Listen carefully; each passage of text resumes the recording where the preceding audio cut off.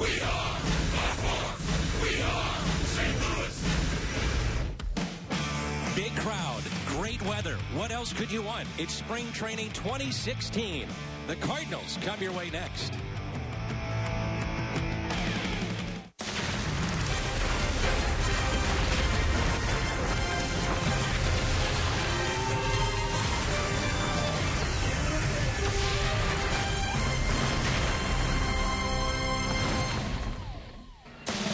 This is St. Louis Cardinals baseball.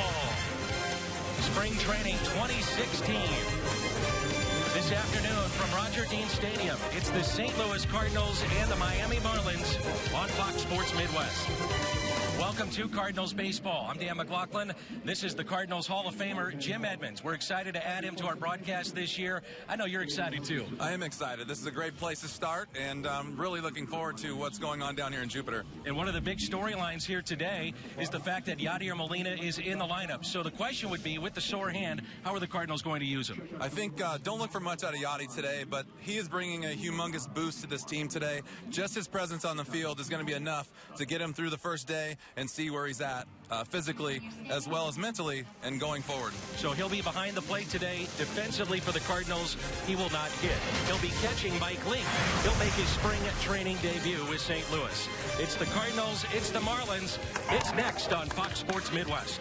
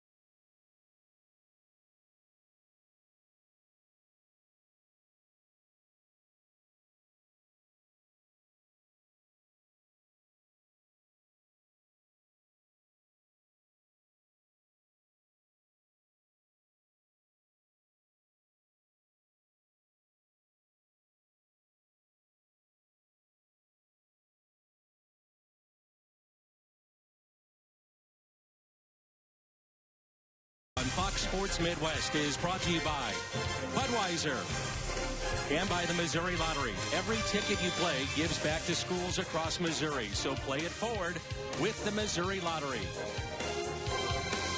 It's a beautiful afternoon for baseball here at Roger Dean Stadium in Jupiter, Florida. Along with Jim Edmonds, I'm Dan McLaughlin. Glad to have you with us here on Fox Sports Midwest. Big crowd. It's a home game for the Cardinals as they share this facility with the Miami Marlins. Let's take a look at Don Mattingly's lineup here today. And he's got a very good one at the top, and that is D. Gordon. then Marcell Ozuna. As you get a look at Barry Bonds, the new hitting coach, we'll see Dietrich, Bohr, Johnson, Real Muto, Gillespie, Echeverria, and Kelly will be the DH.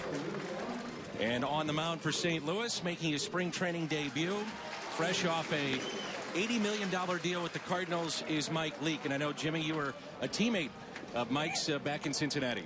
Yeah, I like what he brings. This is another guy you bring into this ball club that is an innings guy. He's going to go out there and he's going to give you innings, and he's going to keep your team in the game.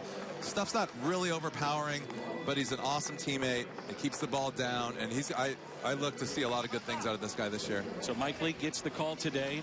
Not a big guy, 5'10", 190.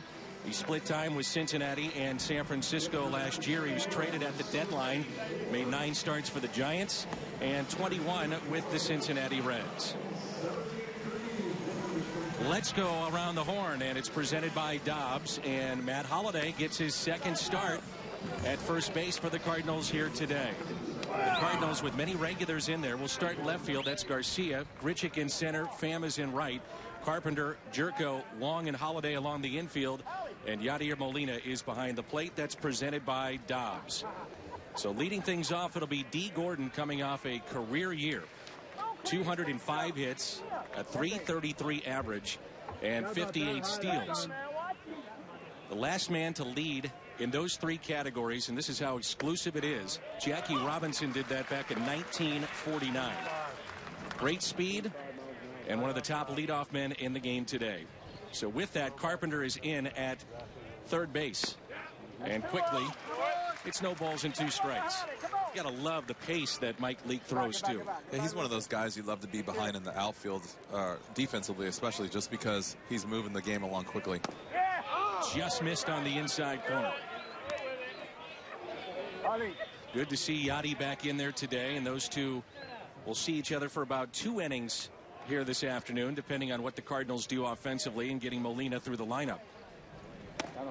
2 balls and 2 strikes. Is there anybody better in the game than that man right there, Yadier Molina? He does such a great job. I mean, he's been doing it for so long. And he frames that pitch on the inside corner, right on cue. Yeah, and the thing about him is he's so good at just getting his body in position and catching the ball correctly. You see so many young players these days just taking it for granted. I mean, right there, he doesn't even get the pitch that he's looking for, and he still catches the ball very firm. Doesn't take the glove out of the zone and gets strike 3. And it brings in Marcell Ozuna. Interesting year a season ago for Ozuna. Young center fielder, and hits that out of play. He was actually sent to the minor leagues at one point for 33 games. And the year before, he had 23 home runs and 85 RBIs. A lot of talk that he would be shipped this offseason. That did not happen. And they pencil him in at center field. Sometimes as a young player, you just need a wake-up call. I mean, it's embarrassing. You get sent down, but you take a look at yourself in the mirror and popped up. Shallow center. Wind is blowing all over the place, and there's Randall Grichuk. He makes the catch. Beautiful but windy here at Roger Dean Stadium. You see the temperature 75 degrees, but the wind about 16 miles an hour. Always windy here, by the way, especially early in spring. It's one of the toughest things for defense during this time of the year is the wind is consistently blowing in your face, blowing at your back if you're on defense. It really does. It makes it for like a little bit of a scary situation out there. Flags at half staff to the death of Nancy Reagan. A strike to Dietrich.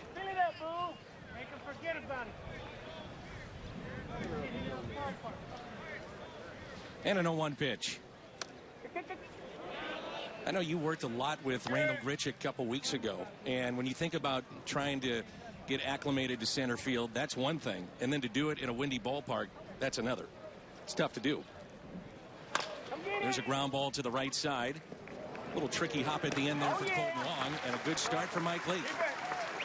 Miami goes 1-2-3, and the Cardinals coming up in the home half of the first.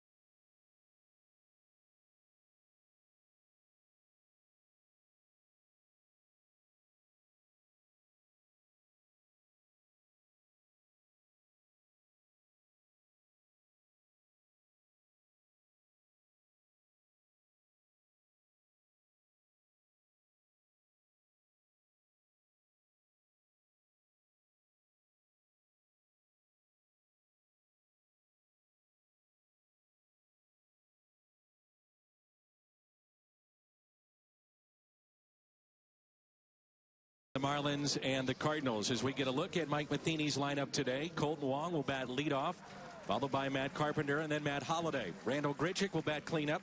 Then we have Moss, Jerko, Pham, Garcia, and Yadier Molina. Adam Conley gets the call today for the Marlins. He was 4-1 last season. He's got a fastball in the mid-90s. And they expect him to be a part of their 5-man rotation. First pitch taken for a strike by Colton Wong. A lot of talk about who should be the leadoff man with the Cardinals. Would it be Colton Wong or Matt Carpenter? Carpenter's numbers dip significantly when he's not in that leadoff spot.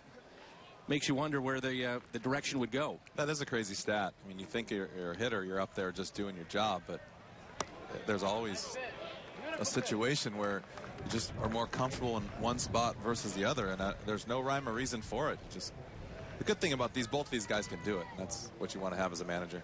1-2 pitch and a ground ball that's chopped to short. One of the best in the business, Echeverria. And there's one away. Let's take a look at Miami's defense presented by Dobbs Tire and Auto Centers. Chris Johnson in left, Marcelo Ozuna in center. Cole Gillespie is your right fielder. Derek Dietrich at third. Echeverria and Gordon up the middle. Justin Bohr is your first baseman, and JT Realmuto is behind the plate. That's presented by Dobbs, and here is Matt Carpenter. You get a look at Don Mattingly. Comes from Los Angeles, and now first year with the Marlins. Did you ever imagine that Matt Carpenter would turn into this kind of player? He's one of the best in the business. You know what? It's crazy to think that, and then it's also, in another way, awesome to just watch him develop. He's just so calm at the plate. And you know, sky's the limit when you can be that under control. You turn into a home run hitter sometimes, and you get a little out of control at the plate. You want to hit the ball too hard, and that just, you don't see the ball as well. 28 home runs for Matt Carpenter last year.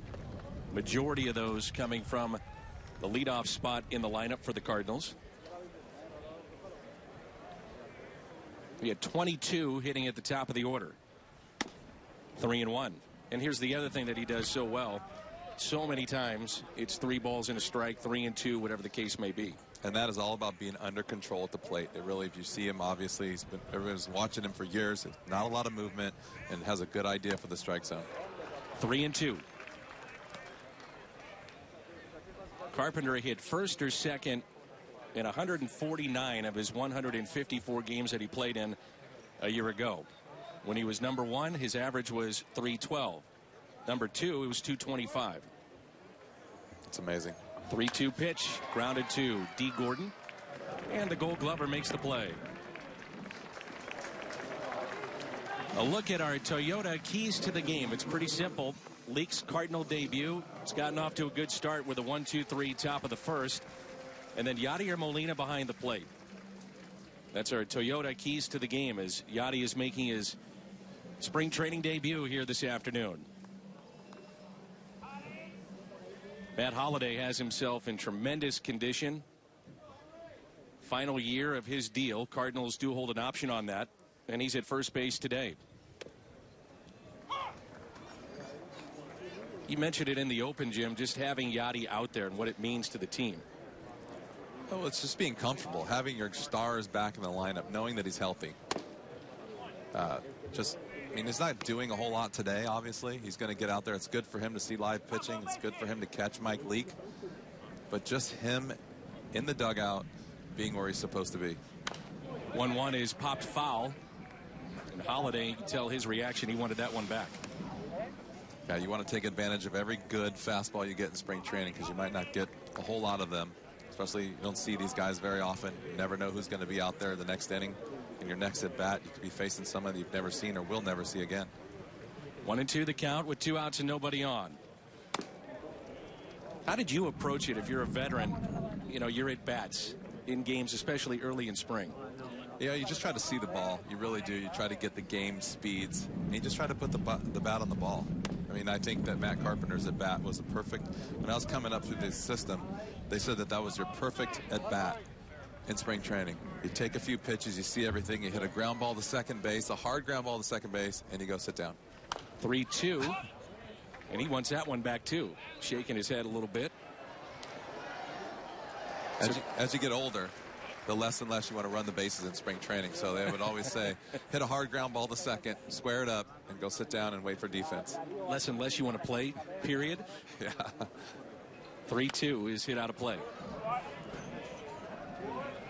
Your experience, did you find pitchers or pitchers or hitters ahead early in spring training? You know, I think everyone's different.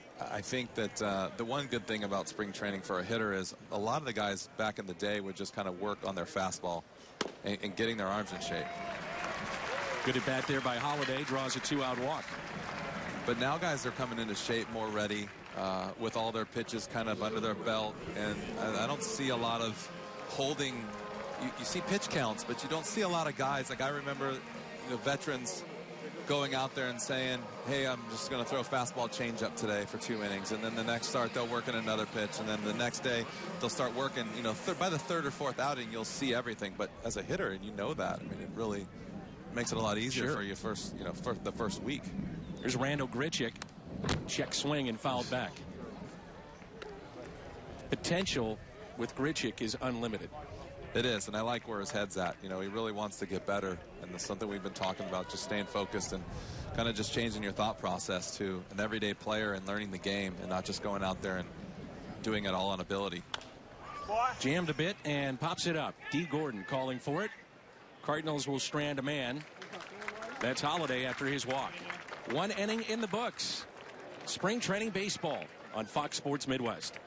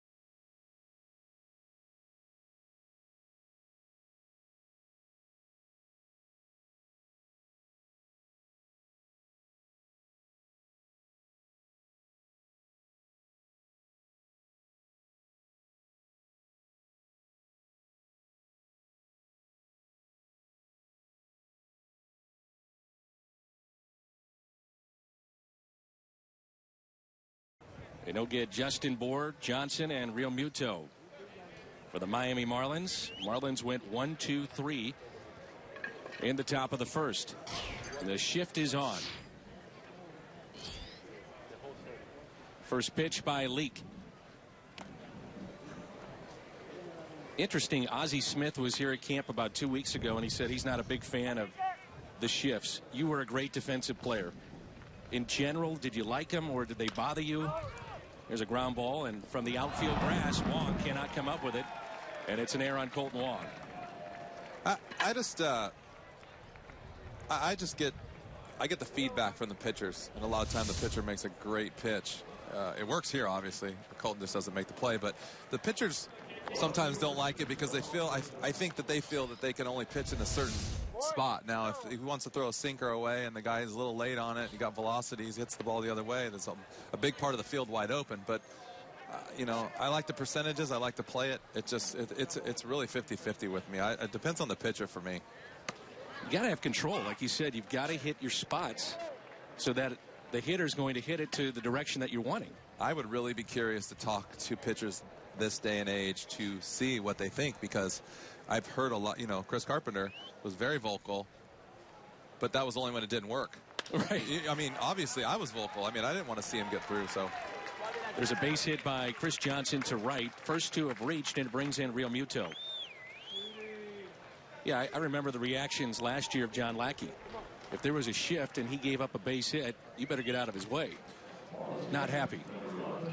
Yeah, I mean, and it's so hard to throw the ball where you want to throw it every time. I mean, these guys are in the big leagues and they get paid for that, but occasionally you're going to make a mistake, and occasionally a hitter's going to be looking for something and get beat, and it's not going to be a perfect scenario, so the ball is going to go somewhere else, and that's just part of the game. But that's something I might try and do this year, is really see what the pitchers think about it. Here's JT Realmuto.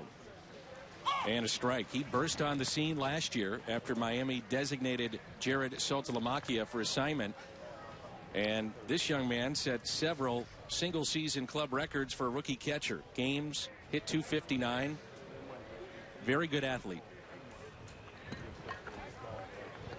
0-1 pitch by Leake.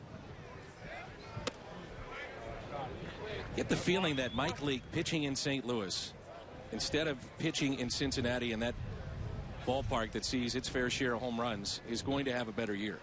I would think. I think St. Louis is a big ballpark. I think that the home runs are down there for our guys, and I think he's gonna really benefit from just bigger ballpark, a little bit slower grass, and just a better, just an overall better team. I think people come here and thrive because of this organization and what they stand for. Who knows why it happens, but it happens, and we've seen it for years. So hopefully he'll be one of those guys that benefit from it. 1-2 pitch is swung on and missed. Strikeout number 2 for Mike Leake.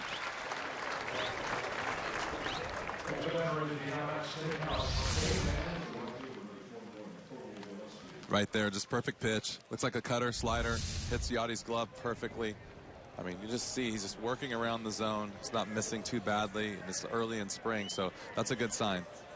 Here's Gillespie, the right fielder today for the Marlins. Runners at first and second. We're scoreless here in the second inning. A beautiful day from Roger Dean Stadium. He's dropped in a couple of nice breaking balls. Good early in the count. Get me over breaking balls. That's the one thing about a hitter. When you're worried about the sinker, it just takes so much out of you when off speed comes, because you're so geared up to get out in front of a fastball that he's going to throw the ball inside eventually and it's going to sink in. So it makes it tough as a hitter. Hits a spot again, but does not get the call. When you're watching a game from a distance, you're watching at home, and you can see guys just like that take that check swing on a pitch that's close but not close, and it's kind of a slider off the plate. He's thinking about getting a fastball inside that's going to be running in on his hands. So he didn't get the call, but they appealed and they get the strike, so 0-2. Now time is called.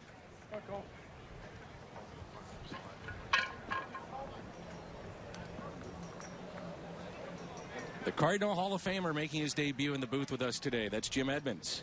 Dan McLaughlin with you. Next by Leake is fouled back.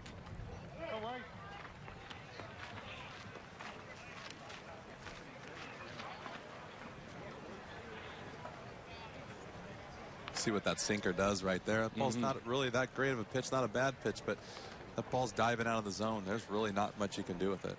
0-2. Misses outside, tried to get him to chase. Mike Leake made the jump from college straight to the big leagues. Did that in 2009 out of Arizona State. The last to do that was Xavier Nady. Power hitter, did that in 2000. Boy, Yachty's so quiet back there, isn't he? It's so fun to watch. I mean, it's a different angle for me back here. Being behind him, you don't get as good of a view, but I'm telling you, it's something you appreciate when you get out of the game, is just being able to watch it from an angle of the outfield. 2-2. Leake got a piece of it. It's into center field. Throw by Grichuk to the plate is in time. They got it. The tag by Molina. What a throw by Grichuk. I don't think Randall expected to throw him out right there, and he didn't get around third base that well, and just made a great throw, nice and easy. One hop to the plate, and Yachty did a great job on the tag. Justin Bour lumbering from second base. I don't know about you. I get a little concerned when I see that glove of Yadier Molina putting down that tag. You can see just a nice smooth throw. Yeah, look at his leg came up over the plate. Yachty with a great tag. That's how Yachty got hurt in Chicago. So got a thumb brace on today. You can see he's got something on there to keep his thumb from. A high fly ball. Grichuk was spun around, plenty of room, and he makes the catch. As long as he's okay, we'll take it. The tag by Yadier Molina on a strong throw from Randall Grichuk keeps the Marlins off the board, and there's no score.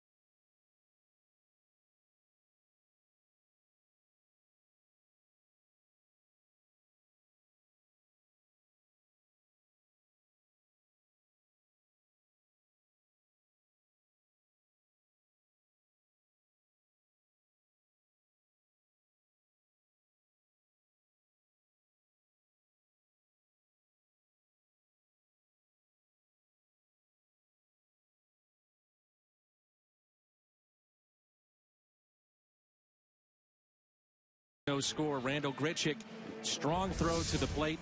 Jimmy, tell us what he's doing here as the pitch is coming. Well, you can see just on this ball, you're kind of blinded right here, so you don't really know where the ball is, but he does a great job of actually charging the ball hard, getting the ball clean and throwing it in. I don't think he really expected to throw him out the plate, but when you're in that situation, you have to throw the ball firm to the area that you're supposed to throw it and let the infielder decide. Here's Brandon Moss. Another shift for Miami, this time on Moss. And I mean by the infielder decide, that means Yachty and the first baseman, or whoever the cutoff man is, decide if the ball should come through or not.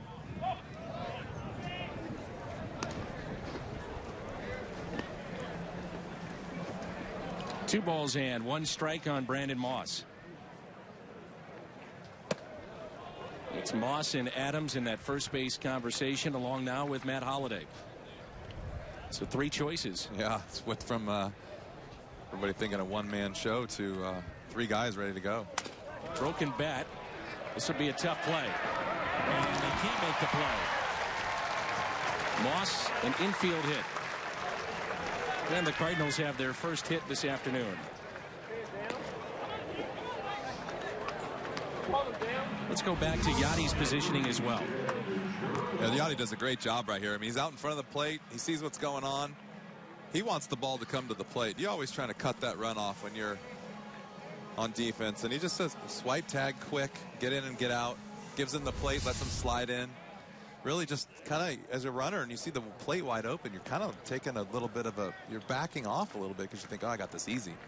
And then swipe the tag down, and you're going back to the dugout. There's Jed Jerko.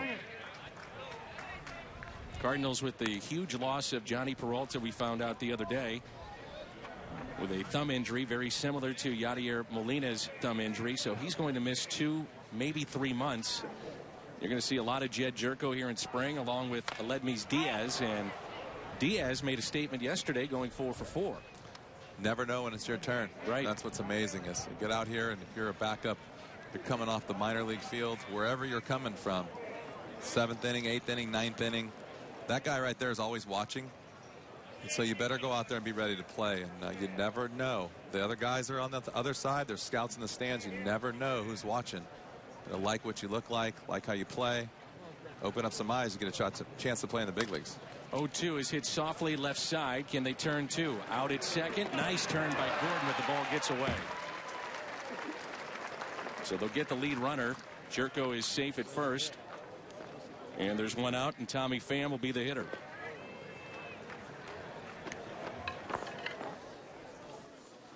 Cardinals spring training coverage continues on Fox Sports Midwest. Friday afternoon, the Cardinals face the Braves at noon. Catch it on Fox Sports Midwest or head to Ballpark Village for game day specials and to watch it on the big screen. Cardinals spring training right here on Fox Sports Midwest. So here's Tommy Pham. And Pham gets under it. High fly ball into deep center field. Ozuna is back. Gets himself in a position to throw. Jerko does tag, but now back to the bag. I like Tommy. Tommy's got hard worker. Spent a week down here early in spring. Goes at everything hard. Gives you everything he's got. He's got a nice compact swing. Can run. I think last year he showed he could play at this level. I think it's going to be fun to watch and see if he gets some playing time, what he can do. He can stay healthy. And that's been the big knock on him in the minor leagues. If he can stay healthy, he's a great athlete. Keeps himself in great condition, too. And he can run. That's something that this team, doesn't have a lot of as well. He's one of those guys that plays hard, and sometimes injuries happen to the guys that play the hardest, and it's just what you get. Got to take it with the good with the bad. But if you're going to go play that hard, you're risking injury some days. But you also, that's the way you play, and that's what gets you to the big leagues. Anthony Garcia with a home run yesterday in Fort Myers against the Twins. He's a big guy. Some intrigue around him. Those are his career numbers in the minor leagues. I really like this kid. He's athletic. He's got a good arm. Swing the bat. He's really, I like you come into spring training and these guys are kind of younger and they're new. They're quiet. They listen. You're having to talk with the outfielders. You see, he's really kind of intent on trying to hear what you have to say. Standing there watching their base running drills. He's listening to what Cheo has to say. It's nice to see these younger players. There's a lot of young guys on this team that in the past have come down here and you have a lot of older guys and you kind of feel like you're wasting your time talking. It's almost like, should I even be here? This year I got a good strong feeling like this was a lot more productive year for me as far as just kind of helping out. Run it! Runner goes and a throw down to second and a high throw, but still the tag is there by D. Gordon. So Jed Jerko is tagged out at second base trying to steal. That ends the bottom of the second. Did they get him? No replay in spring. Awfully close. No score after 2. The human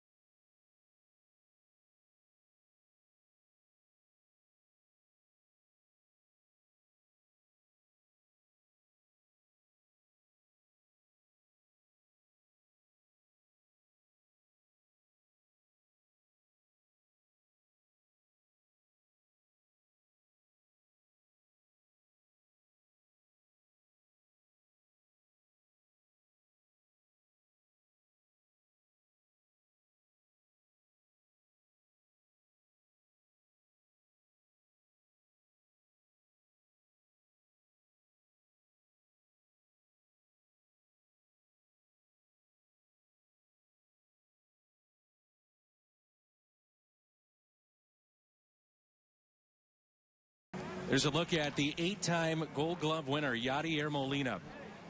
He's our BJC Healthcare difference maker. All-time Gold Gloves by catchers. Molina's moving up on that list. Johnny Bench second. Pudge Rodriguez with 13. And by a Cardinal, in terms of Gold Gloves, Molina. Next up will be Bob Gibson and then the great Ozzie Smith. My partner today, Jim Edmonds, won 8 of those Gold Gloves, 6 in St. Louis. New pitcher for the Cardinals is Marco Gonzalez. So 2 scoreless innings for Mike Leake and Marco from Fort Collins, Colorado, the 24-year-old. Don Kelly at the plate, and he taps it foul. This is a big camp for a guy like Marco Gonzalez. The Cardinals don't necessarily have to have a 5th starter till the mid-April portion of the schedule. They can push back Carlos Martinez, so you could have an extra spot down in that bullpen, and it might be Marco Gonzalez. And especially for him, because he's kind of proven himself. Right. He can go out there and pitch. They know he can. So you just got to keep showing that you can be out there each year you come into camp. And he's around the plate. He keeps the team in the game all the time. They're really high on him. I just think this is another opportunity for him to just go out and show what he can do. And we've seen in the past, you never know what's going to happen out there on the field. The injuries are just so common nowadays. It seems like if you're going to be a successful team and franchise, you better have 30 to 35 major league players. You know, somebody's going to get hurt, like you say, and you're going to need those players. There's a ground ball that's hit to Colton Wong, and it's one away. I think it's funny you say that, because when you're a young player and you're sitting in that locker room, you're thinking, yeah, whatever. You know, 40 guys on the roster, 25 guys during the season. I still got another year. But nowadays, and I think it's even more obvious nowadays, that guys get hurt, and they're going to have to pull away from that minor league system. Why not be you? And I think if you don't have that mentality, it's not going to be you. So you got to show people what you can do here and when you go into the minor league camp. Base hit by D. Gordon. So you had the third baseman in, and Gordon just slaps it the other way. And you have to play in with Gordon because he had 16 infield hits a year ago to lead the major leagues. He's just putting the bat on the ball. Hard contact, especially down here in spring training, and especially a third baseman's that close. I mean, it's just, defense is tough. And then he makes anybody move one way or the other. His speed gets him on base with an easy base hit. He had 58 steals a year ago. So here's the game within the game when you have D. Gordon at first base and Yadier Molina, the best in the game at throwing out base stealers behind the plate.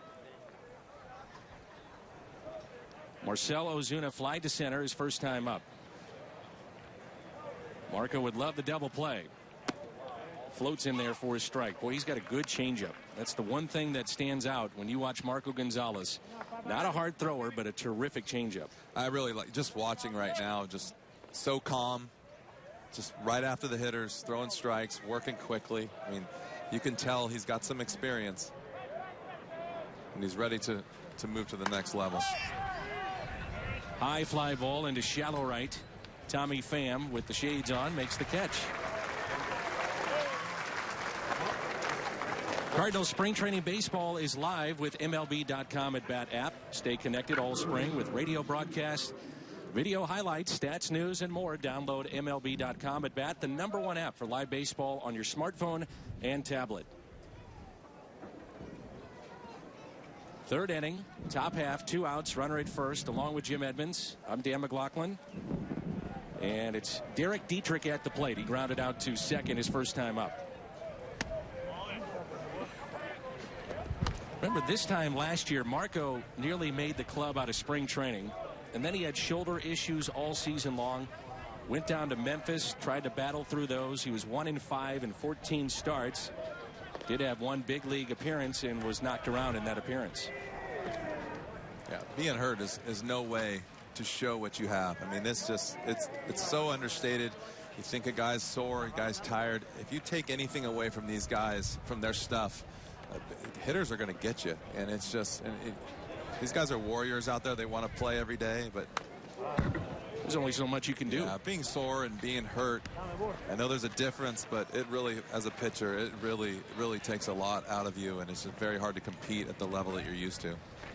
But you're kind of one-dimensional. You know, if you're Yadier Molina, you can play hurt and be a catcher and make a difference behind the plate, even if you can't hit as well, maybe because of that injury that he's dealing with. If you're Marco Gonzalez, he's got one thing to do, try to get people out. He's dealing with a sore shoulder.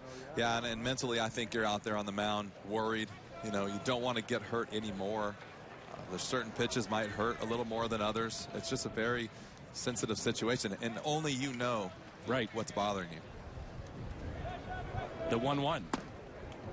I'm curious, with Yadi in the game still and having you as an 8-time Gold Glover here in the booth, how much did you look at his positioning pitch by pitch as to where you would be positioned with a hitter? Every pitch. That's something you have to do in the outfield. That's something I've been working with the outfielders. I'm sorry, with the infielders. They have to focus so much on every pitch, every finger that he puts down, and that's something I've been working with the outfielders on, trying to pay attention, trying to get a step, a half a step, a lean, anticipation. It does so much for you in the outfield. It's amazing. 3-1 pitch is a ball.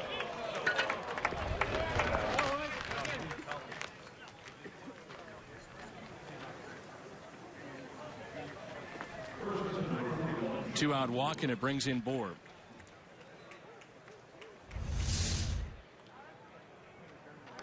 You see right here, he's saying, hey, pay attention to what I'm doing right here.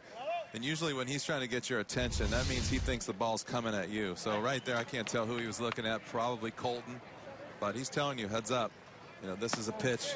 Probably that pitch, he's expecting the ball to be hit in that direction. And that's something you watch as an outfielder. You have to pay attention. It's something I was talking to Randall about. You really, to get an edge, you got to keep your eyes on the catcher. Justin Bohr reached on an error by Wong his first time up. Marlins are trying to figure out whether or not he can hit lefties. Last year, hit .219 with no home runs against left-handed pitching. And he had 23 total home runs on the year, all against righties. And the 1-1. Breaking ball hit into center field. D. Gordon will score. Richard's throw is back into the infield to Jerko, and that gets away. Gonzalez was backing up home plate. He slides to the baseball, and Bohr will advance to second. Good job by Marco being aware of what's going on and picking up that loose ball, but this can't really see what's going on out there, but this isn't a situation you want to be in as a guy on defense. Actually, I think he's just throwing the ball into second base, and everybody's kind of given up on second base. Typically, where are you looking to throw that? Like I was saying, sometimes as an outfielder, you can't get the guy at the plate. The guy's already going to third, so the hitter's running to first base, and you're really just trying to get the ball out of your hands. And so the first thought on your mind is usually, you should be the cutoff man, but second base is always there for you. And you know, sometimes when the ball gets hit up the middle, you've got both infielders converging, and they kind of just peel off, and as an outfielder, you can't see that. So you just think, I'm coming up and I'm trying to get the ball into second base because there's still people running around. Let them deal with it. Sometimes it's nobody there. So Chris Johnson is the hitter. The changeup taken low. That happened to me one time in Bush. I got a line drive, came up, and I caught it, short hopped it, but I caught it right before it hit the ground. And I'm trying to throw the guy out at first. And McGuire's the cutoff man. I throw the ball in the dugout. The fly ball into shallow center, and Wong will make the catch. That's something they'll talk about, I'm sure, going into the bottom of the third. We'll be back with more spring training in just a moment. Turn your love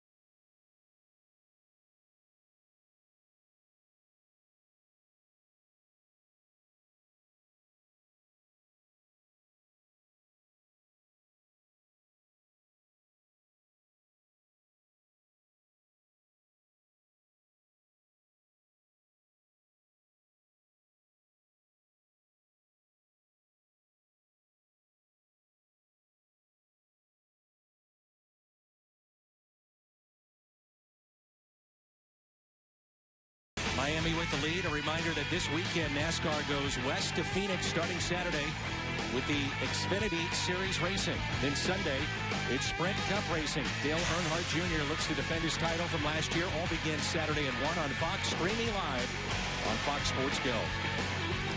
The Cardinals Hall of Famer Jim Edmonds is in the booth for the first time. We're excited to have him this year.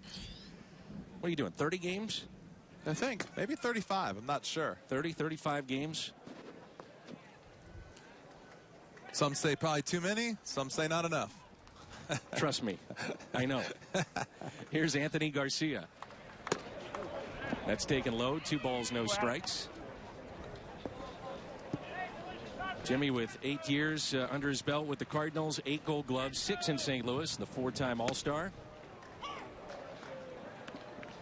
Cardinals made a trade to bring you to St. Louis. You made your debut on this field. Yes, I did. And I was just looking at that. That 8 years went in a blink of an eye.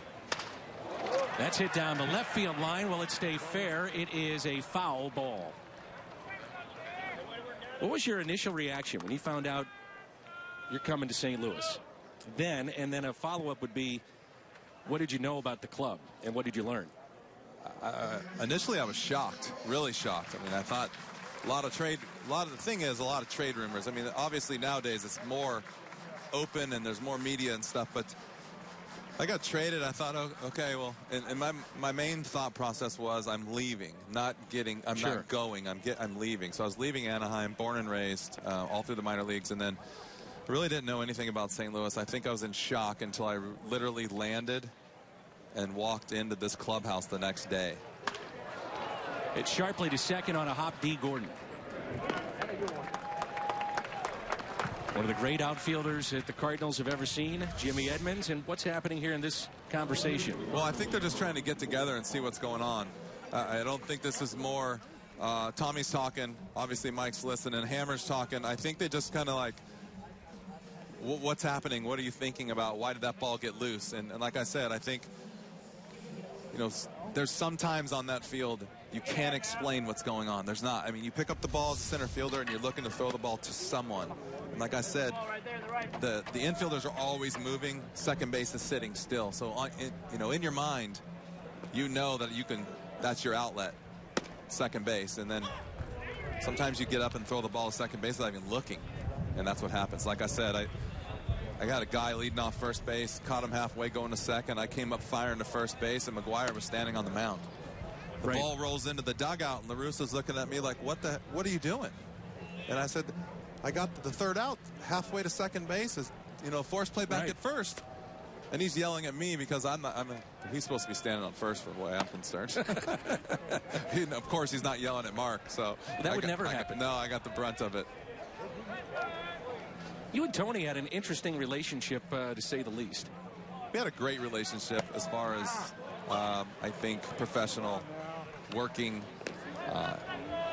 Kind of felt like as a veteran, as I got a little older, I could speak to him. I could argue with him. I could tell him how the players feel. And then he would argue back. So this is Michael Ullman. Broken bat caught by D. Gordon for the second out. I should mention that we had our evening with Tony La Russa a couple years ago, and in the crowd, taking it all in, was one Jim Edmonds.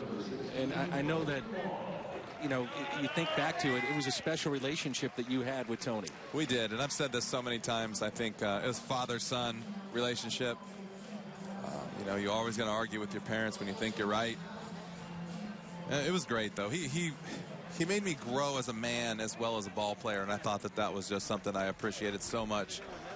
Something that you don't get every day. And I guess we can talk more about that after the break, but it was a great relationship. That'll be it for the starter, Conley, and Miami goes to their bullpen. We'll tell you about the change when we come back.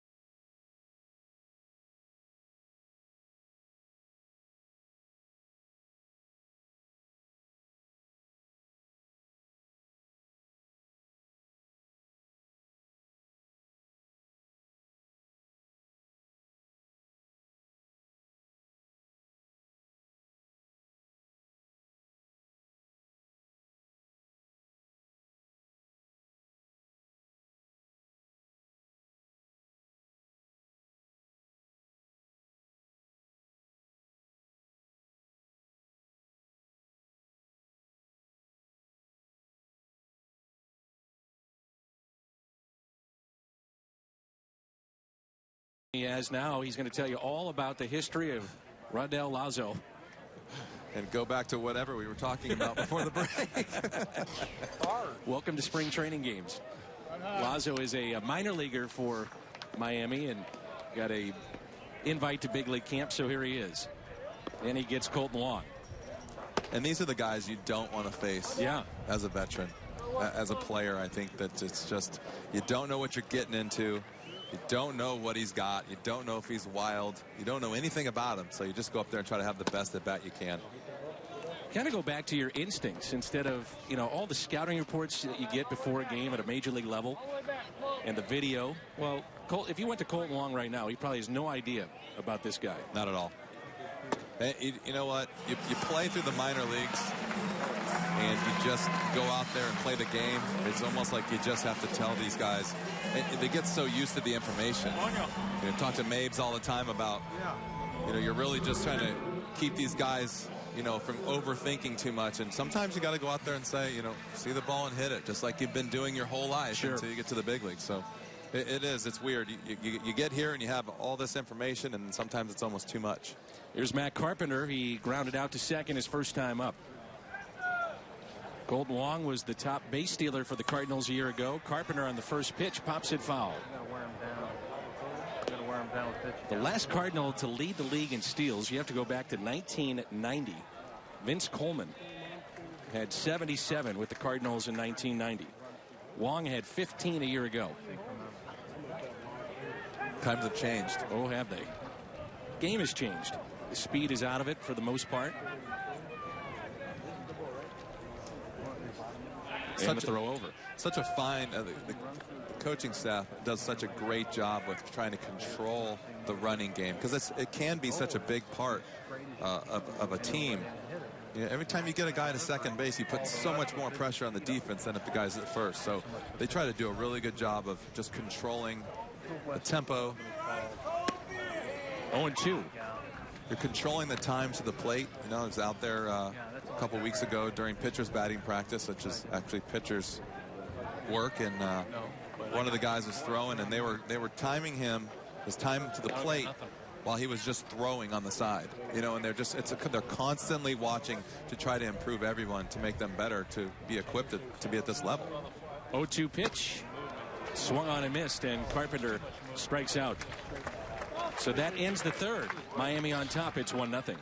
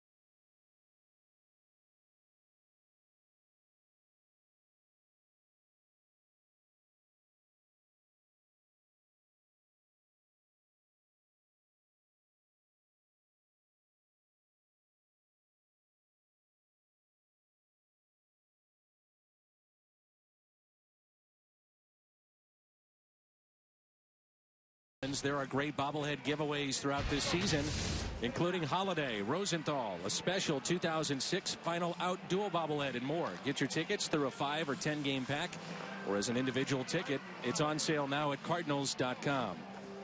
Along with Jim Edmonds, I'm Dan McLaughlin.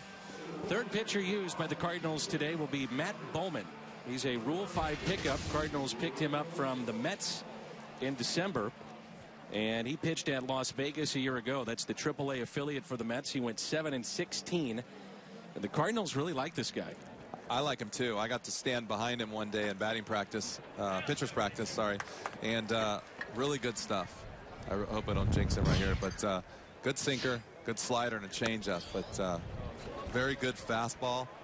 Just it's really interesting when you see a guy that's whatever 5-16 one year, and then he comes out in spring training and you watch him close up without live situation, and you say, how does this guy lose 16 games?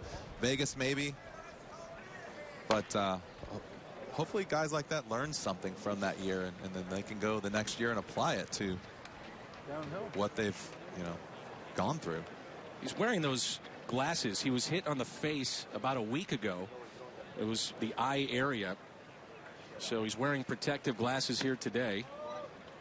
I just wonder how uncomfortable that may be for him. Yeah, I think I saw that he was hit in a drill. Right. Which, I mean, drills are getting more intense these days also.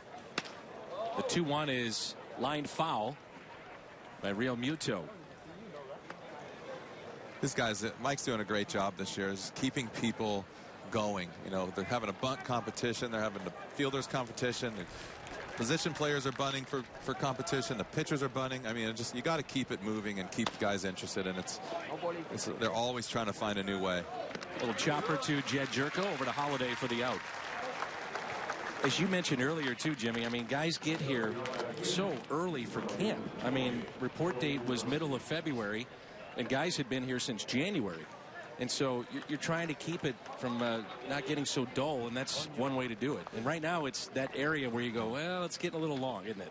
Well, the hard thing for a position player is you've been hitting and you get here and you get comfortable, and then you're just like, okay, I feel like I'm ready. Maybe not yet, but maybe in another couple days.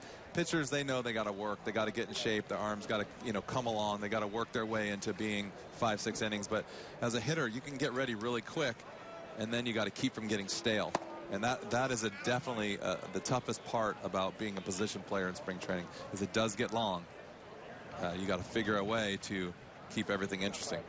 Cole Gillespie is at the plate. 2 balls, no strikes. I got to say, it's great to have you with us. Thank you. Just fun. Appreciate it. Yeah, it's interesting to watch from this angle. A little different, isn't and it? A little bit lower, too, which I like. We're not at the top of the stadium. Well, we are, but yes. The vantage point that you'll see at times, let's say like Pittsburgh, Washington, Wrigley Field, that booth which you're going to be in Chicago, it's a little different, believe me. It is. I always wonder when you're watching from up here how well you can see what's going on, and you got to rely on the TV, and there's a lot going on, so it's like it's definitely something to get used to. Game a little easier watching it from up here instead of being down there. It's much easier from TV. It gets a little difficult from the booth, and it gets a lot more difficult on the field. I figured as much. You can see the velocity and the speed of the game from here in live action. On TV, man, it really looks in slow motion. It does. You have to concentrate or be. Your thought process really has to get away from, man, this looks easy. You're sitting at home and you're like, how did he not catch that ball? And you got to go, oh yeah, I remember how difficult the game was.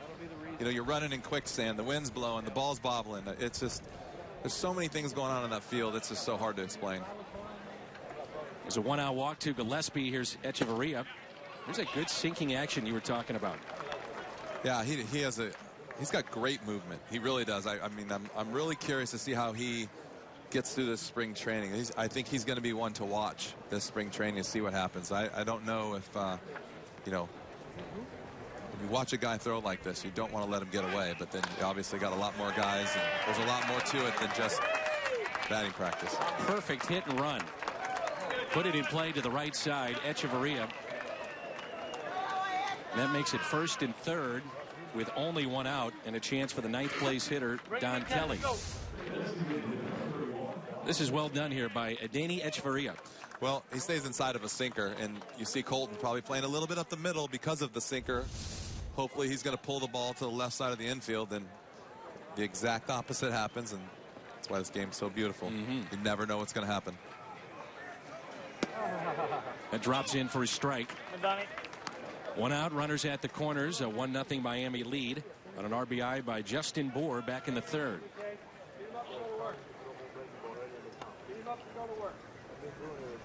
Echeverria is a threat to steal.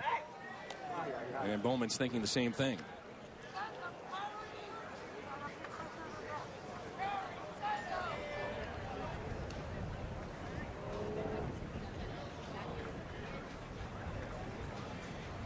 The 0-1.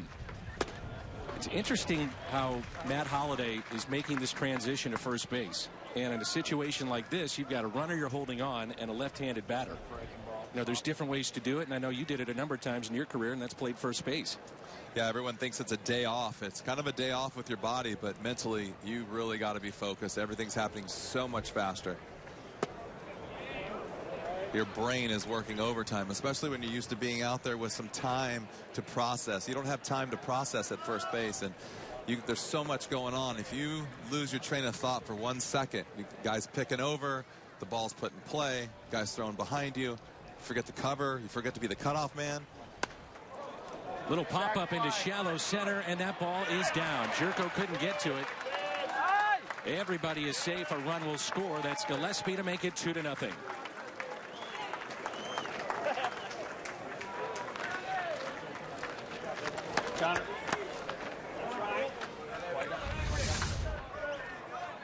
See here, you get a weak little fly ball. As a runner, you gotta be careful. I think sometimes what you don't see from the TVs is when you're on first and the ball's hitting the air, you have a little bit different angle than when you're on third. It's a little easier to read balls that are in the air going towards the outfield. Gordon, can they turn 2? Out at second, on to first, and the stretch by Holliday. It's a double play. One of the toughest to double up. It goes 4-6-3. Bowman gives up a run. Miami on top.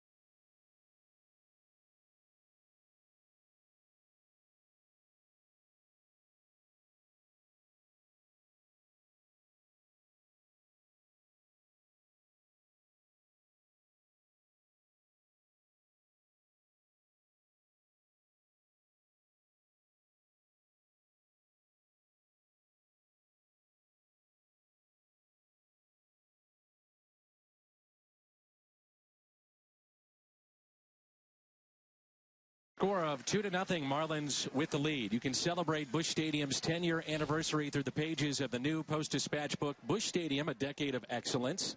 Highlights include photos, memories, season recaps of each year, and excerpts from Derek Gould and Hall of Fame writer Rick Hummel. Don't wait. Order now. Busch Stadium, A Decade of Excellence, now at stltoday.com/BuschBook.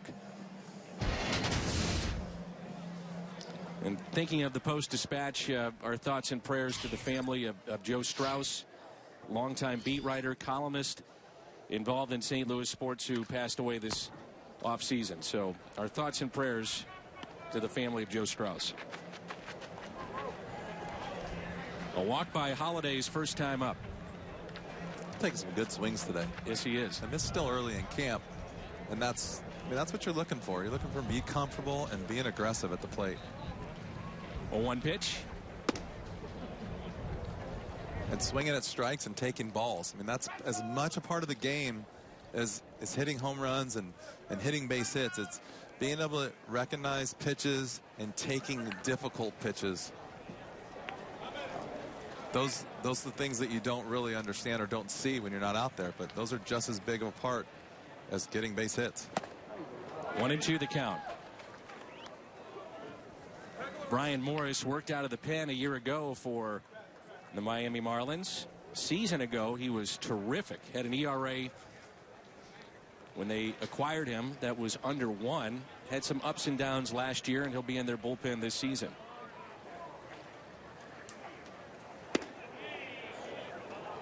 And it's 2-2.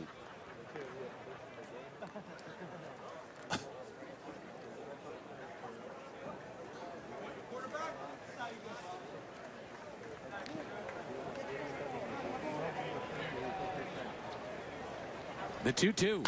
Holiday chops it towards third. And Matt is the first out.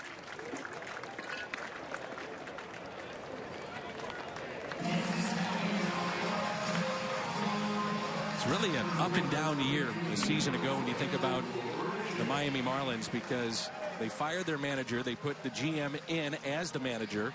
Then he's fired this offseason. He's out of the organization. And then they go out and hire Don Mattingly. And under Jeffrey Loria, this is already the 7th manager they've had since he took over possession of the club. There's Randall Grichuk. Grichuk lines it into right center field. Thinking 2 out of the box, and he'll stop right there. So a single for Grichuk, who's 1 for 2 today. Nice and short, inside out. Great spring training at bat. I'll probably say that a lot this year, but it's so important to be comfortable at the plate during spring training.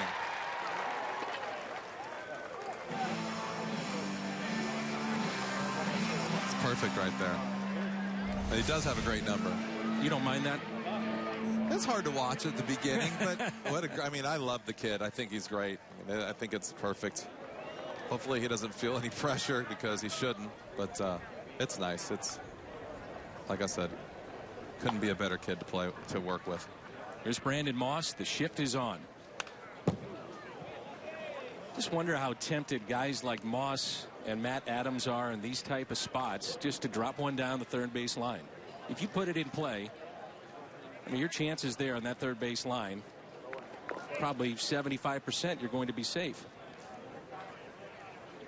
I mean, I think it's logical and a great idea. I think sometimes the manager giving a left-handed hitter hitting against a right-handed pitcher, down by 2, guy that can hit some home runs. I'm thinking, watching the game, why not? The more guys you can put on base, the better. Sometimes their thought process is, why not? Why can't you be the guy to hit the home run? Why do you want to give it to someone else? So it's different. Everyone's got a different philosophy. Moss in the hole, 0-2. One of my favorite things growing up as a kid in the minor leagues with the Angels was Joe Madden was our hitting instructor for the roving hitting instructor for all of the minor leagues. And his famous line was, load them up and let's see what happens. So that's my mentality. Let's see how many people we can get on base, and we'll take our chances. So, I mean, you're at the big leagues for a certain reason. I always thought that just getting guys on base and putting pressure on the defense was important. Other guys think letting the lefty face the righty is more important. So I think both sides work. I just think that you really, you got to know your personnel. Here's a 1-2 pitch to Moss. Just missed, down and in. A situation like this too, as a hitter, you got to understand, now he's a lefty with some power facing a righty. He's probably there's a chance he could be pitching around you. Even though it's spring training, you still got to get a good pitch to hit. He probably would rather face the righty in a situation. Just because it's spring training doesn't mean he's not trying to do his job. He doesn't want to give up any runs just because the stats don't mean anything. 2-2 and a called third strike. Moss knew it. Good slider. So Morris gets his first strikeout. Moss is 1 for 2, and it brings in Jed Jerko. Oh, a little bit. I don't know what that was. Might have been a sinker. Kind of came back a little bit, but it's a tough situation. Like I said, too, play the game in your own head where you're trying to figure out, is he pitching to me? Is he not pitching to me? That's why some guys make a big deal about the 8th hole hitter being such a tough spot to hit. He has the hardest time on the field trying to decide if they pitch it to me or they're not. Now Jed Jerko hit into a fielder's choice back in the 2nd, then was caught stealing. The question right now, can he play shortstop every day for the Cardinals? We're going to find that out here in the next couple of weeks. You know, there's certain guys you would say, boy, you can't lose him. A Wainwright, Molina, Holiday, and they all missed significant time last year. And I think on that list, too, would be Johnny Peralta. Well, I think your key guys obviously are up the middle. I mean, you look at it, you throw your pitcher in there if you want. He's only out there 1 out of every 5 days, but your stud. But it's tough to lose your catcher. It's tough to lose your shortstop and your center fielder. Little tapper towards third, low throw, and everybody is safe.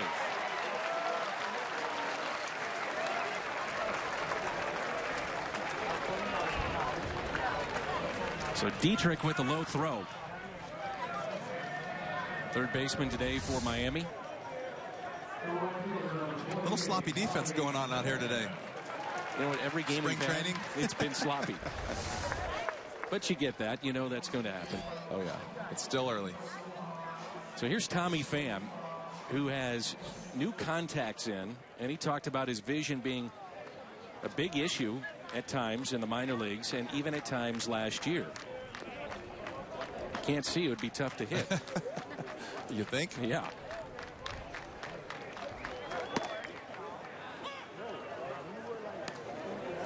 So with 2 outs, a chance for Tommy Pham, who fly to deep center first time up.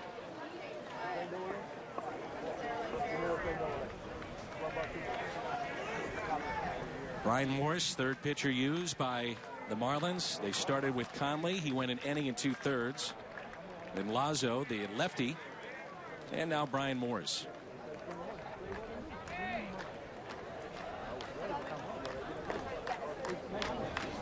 Here's the 0-1. Slowly hit. Another chance for Dietrich. And everybody is safe again. You know Tommy Pham can run. Yeah, he can. You can even hear my comment. As soon as he lets go of the ball, you can tell it's down and in the dirt. Running hard the whole way, trying to make an impression, trying to get on base, and that's a base hit. I mean, you know, the score is going to make the decision, but as far as I'm concerned, running that hard, tough play, you know, you've done a good job. You've done your job. You've gotten on base. You've moved guys around, and look what we got here. We have the bases loaded, and see what happens. What impressed you about Tommy Pham when you were on the backfields with those outfielders? He works hard. He really does. I really like the way he goes after it. He knows what he's doing. And he knows he's a hard worker, and he's trying to get better every day. Came in great shape. Grichuk as well. Piscotty. Anthony Garcia grounded out to second. First time up, he's 0 for 1.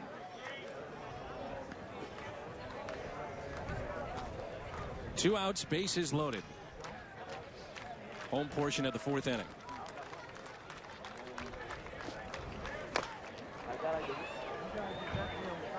It's one of those cases, too. The ball finds you. You know, Dietrich made that play. Low throw. Then Tommy Pham. Soft chopper to him. The ball will find you. And you got a guy on the mound with sinkers. Right. Right-hander's going to roll over it a little bit. Right now, you're at third base. Sometimes you just don't want the ball hit to you. Right. You never said that, though. We talked about it this morning. Gritch and I were talking about the wind, and it's one of those things that you just, when the wind's blowing hard in an outfield, you're kind of, you know, you don't want it to be one of those days, and it can get that way in a hurry, as we've just seen. Numbers on Dietrich from a year ago. The Miami Marlins collectively had the top fielding percentage in all of baseball. The 2-1 pitch. 2-2. I think sometimes in spring training we forget, like, baseball's an easy game as far as catching the ball and you have to throw it, but the timing of everything and the rhythm of your steps and you're getting your legs underneath you and everything coming at once. You know, it's one thing to catch a ball in spring training. It's one thing to take ground balls. It's another thing to play catch. But when it all has to come together at game speed, it just takes a while to get all of that together. And it's timing in your hands and coordination are one of the last things that come during the course of spring training. And it takes a couple weeks. The 2-2 again. You can see a right-handed bat, as you mentioned, rolling over on that sinker. Go to his bread and butter. He's going to keep throwing that sinker, trying to get a ground ball. Occasional slider, down and away, try to speed you up. So they throw the sinker inside to get you looking in there, so they can throw the slider off the plate on the outside to get you cheating. Sinker slider guys. 2 balls, 2 strikes. So much easier to say from up here than it is when you're in the box. Yes, it is. I'm sure it is. Because the problem is you're flipping a coin. Is it the sinker or is it the slider? You were, I said at times, a guess hitter. Is that fair?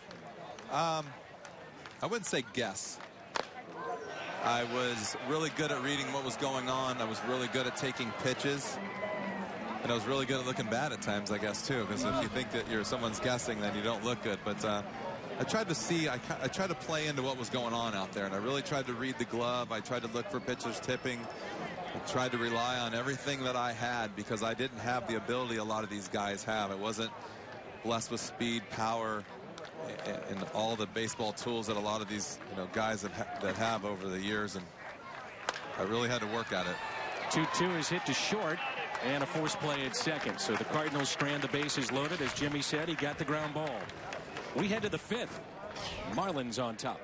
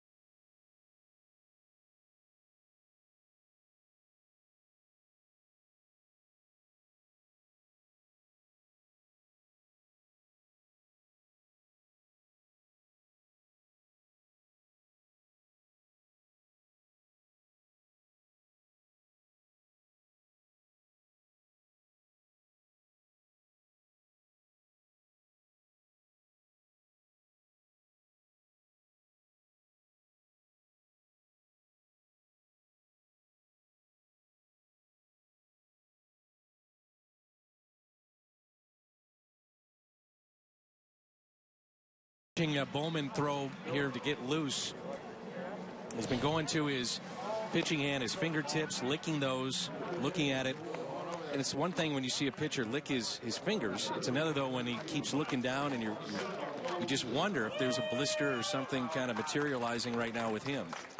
You hope not. Obviously, It's really early, but those can be nagging injuries, not just in spring, but all season long. Marcell Ozuna. Second inning of work for Bowman. Mike Leake made the start today, went 2 innings. Back to Bowman, 1 pitch and 1 out.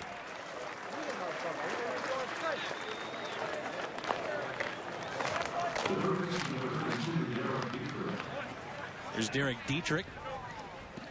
Got off the hook after that error that was committed back in the bottom of the 4th. Tim Trocchi and Pat Paris. I was going to say, got some visitors. I feel like Papa Pat's looking over my shoulder, making sure I'm doing all right. I bet he was pretty tough on you during those pre- and post-game shows and yelled a lot. He's a slave driver. Took your notes, slammed them in the trash, said pick it up, Edmonds. That's the kind of guy Pat is. I'm not sure Pat has had a bad day in his life. A lot of bad scripts, but not a bad day. A few pre-games, if you know what I mean. And an 0-2 from Bowman. Hit out of play. We will have 147 regular season games coming up on Fox Sports Midwest. All begins with the opener in Pittsburgh. That'll have a 2-hour pregame show. I'll be ready for that one. Can't wait to hear Pat talk for 2 hours. Are you on that one too? No, sir. No. That's 2 hours. They won't let me do that one. We'll let you come up here for 3 hours. We'll see. We'll see how it goes. 0-2 the count on Derek Dietrich. The next by Bowman. Breaking ball, hung it, and that is a fair ball down into the right field corner. Dietrich on his way to second. Dietrich thinking three. Throw by Wong is not in time. It's a triple.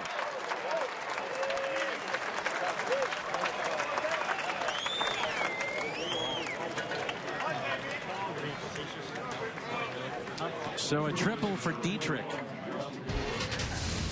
And again, here's what we have coming up. April's schedule highlights for the Cardinals and our fans. The Pittsburgh Pirates had 98 wins and then 1-game playoff lost again. The Cubs with Hayward and Lackey returning to St. Louis. The Diamondbacks made all kinds of changes. Bryce Harper, will see him in early May, the MVP. So fun schedule coming up early in the season. Some good stuff right there.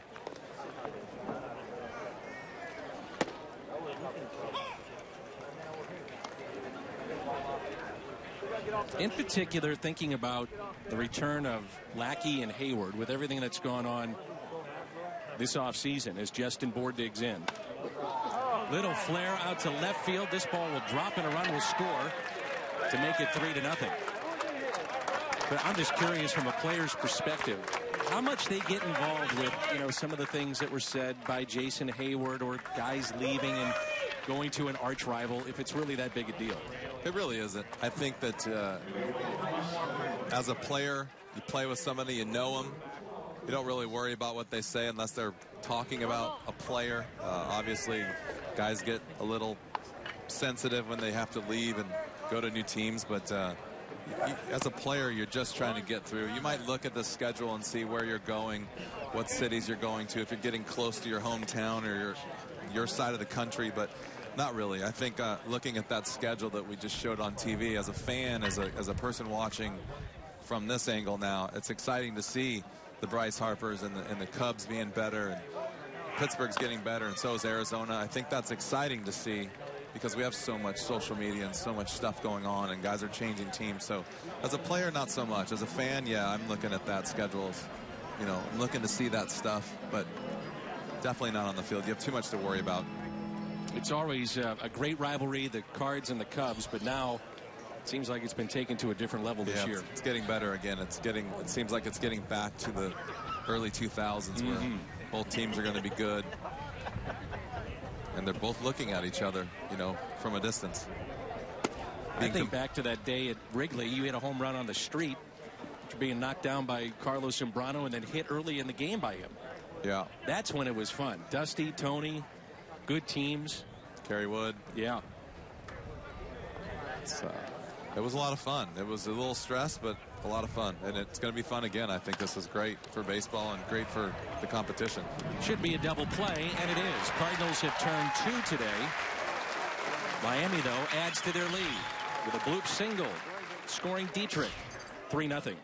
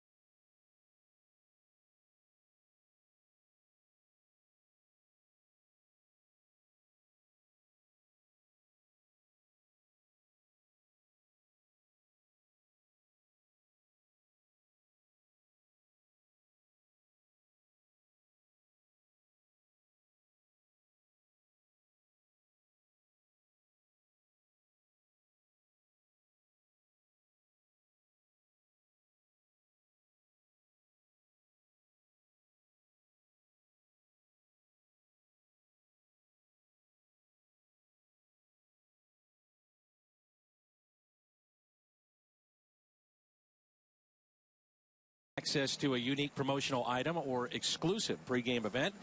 And this year's theme nights include Star Wars Night, Nurses Night, American Girl Night, Grateful Dead Night, and so much more. For information or to purchase tickets, just visit cardinals.com/theme. New pitcher in is right-hander Paul Clemens. We saw him 2 days ago against the Cardinals. And he will get the 5th inning. Clemens, the 4th pitcher used by the Marlins. They've had Conley, Lazo, Morris, and now this right-hander. Michael Ullman. First pitch is pulled foul. We were talking the other day with Al. Cardinals have sold 2.6 million tickets already. Wow. 2.6 million. Why not? It's the thing to do. I mean, look at, throw a winner out there every year.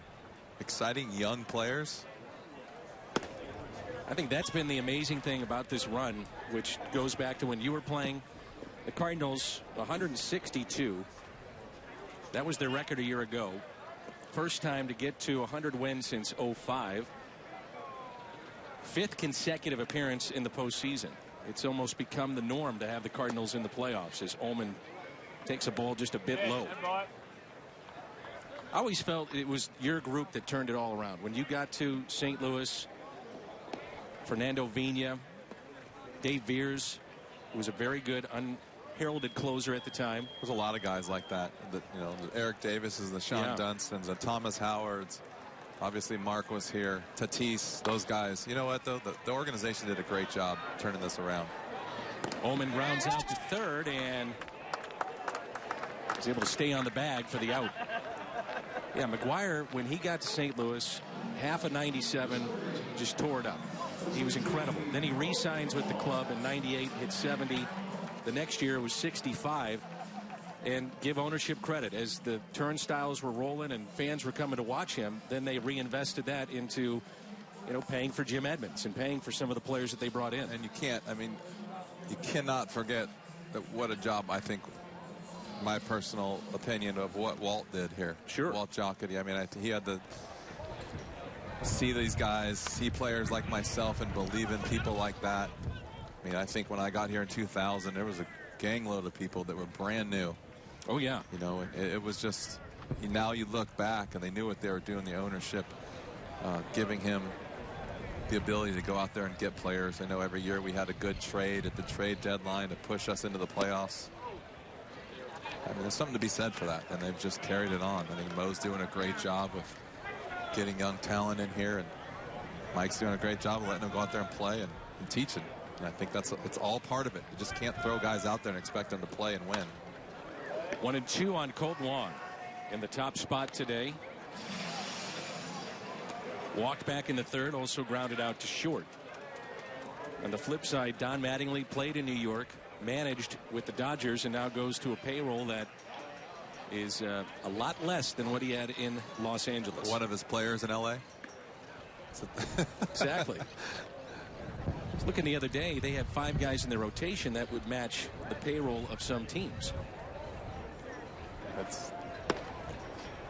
It's definitely a different look. I mean, you got to think that this Miami team is talented. They're young, talented. It's okay to be young, is talented. You throw it on you throw it out there.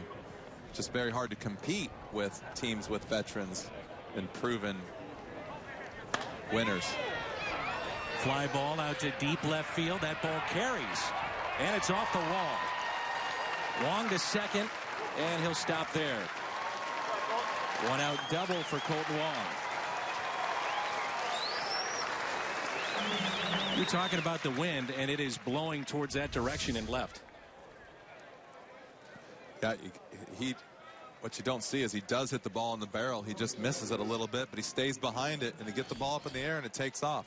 As a hitter, you know that the ball's going to carry when you hit it like that. As somebody watching from up here in the booth, or guy on the field, or even a pitcher, you're hoping that that's not going to be the case. But the player, you know what's going on out there. Stay behind the ball, hit the barrel, let it happen. Dean Anna is your pinch runner, and here is Patrick Wisdom. I don't know if you noticed, but when you're sitting up here, you can see more than just the stadium. You look out to right field, and the flag's kind of barely blowing. It's blowing, but it's not blowing hard. You look out over the left field, and there's some flags kind of off to the distance, and they're blowing a little bit harder. And then we show a picture kind of behind the stadium, and the flags are even blowing harder. So it just depends on what angle the wind's coming from.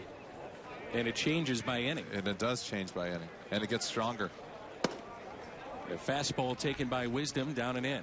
1 ball, no strikes. Last year he was at Double-A, hit .237.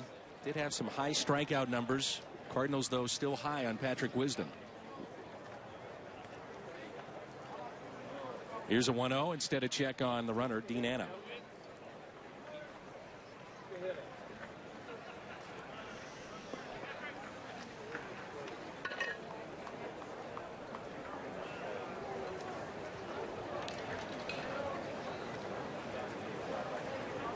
And a 1-0 pitch to Patrick Wisdom. Oh. Hold on, Jimmy.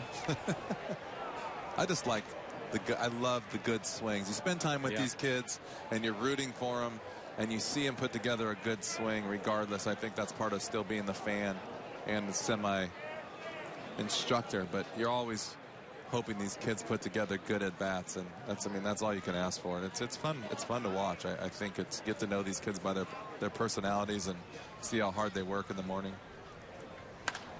Get out of play. You know, another guy I work with is Rick Horton. And he says, he always tells the young guys, be good to those when you're going up, because you're going to see them on the way down. And here you are, Jimmy, with me. After all these years, we're back. We are back. You're always good to us. Always. Except one day in Montreal. You got a little fired up at me. Really? Yeah. Yeah, I remember it. Probably a long night before Montreal. I miss going to that place. That stuff didn't bother me. I really enjoyed seeing the things that people didn't really like. I remember going to Pittsburgh for the first time, and people talked about how bad the old stadium was. And I got there, and I'm like, you know, I think you picture it so bad, and you get there, and you realize how much has gone on in the past. And you know, I've grown up watching the Pirates of the old days, and it was kind of fun for me. Something different. What about the Vet? I didn't mind it. I didn't. You're the I first guy I loved hitting in those ballparks. I mean, I got to go. I got to hit a ball in the upper deck in Philadelphia. I mean, that's pretty cool. Playing surface was a little rough.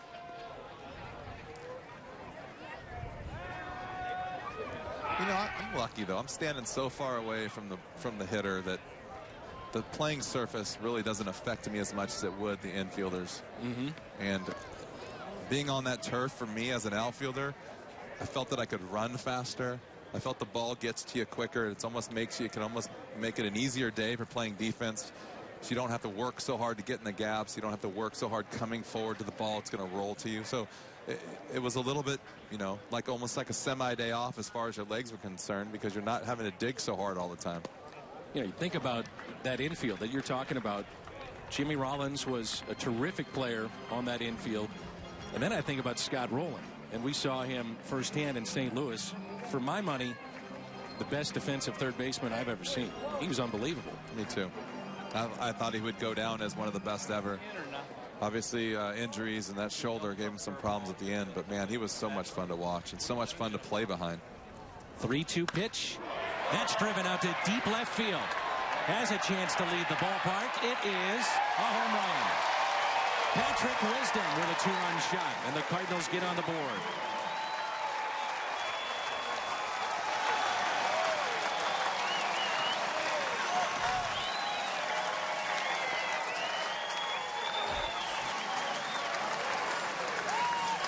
That was a little premature, but that was in the right ballpark. Yeah.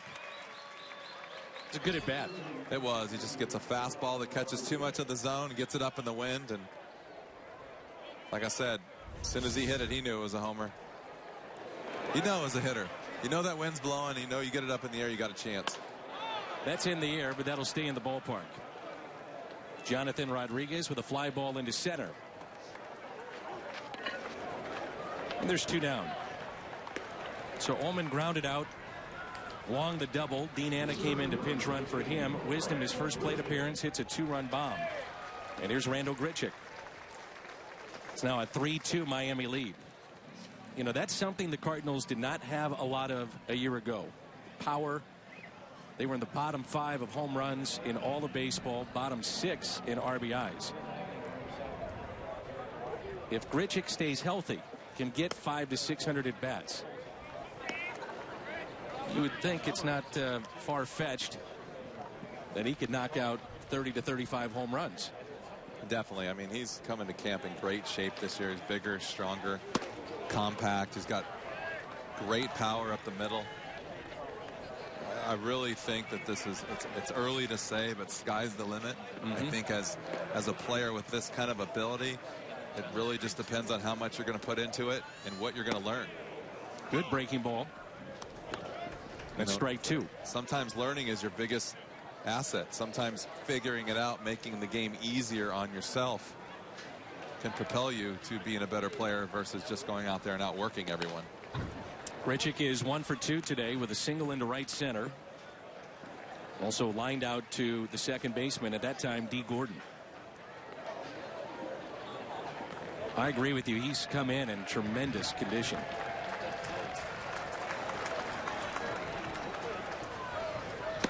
Another breaking ball and a knee buckler that time. So he strikes out.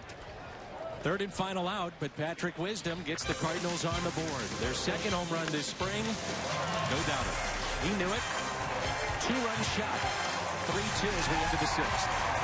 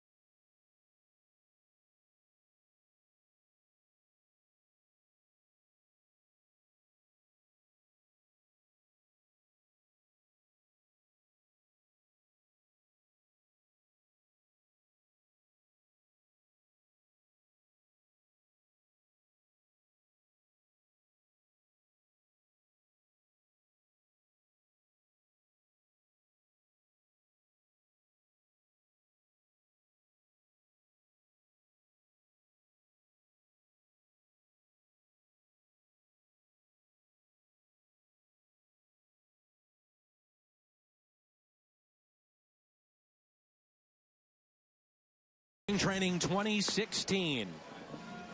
And a reminder, the regular season is full of great matchups, great giveaways. The bobbleheads, the replica jerseys, and much more.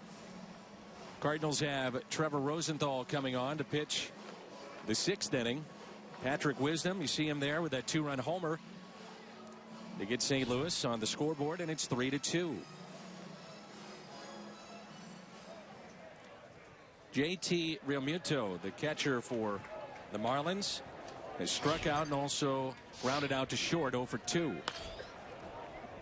Last time out for Rosenthal, a little bit of a lack of control, and that was not like him a year ago. His control was very good. Yeah, he made a big improvement last year with his control, but much to be expected in spring training.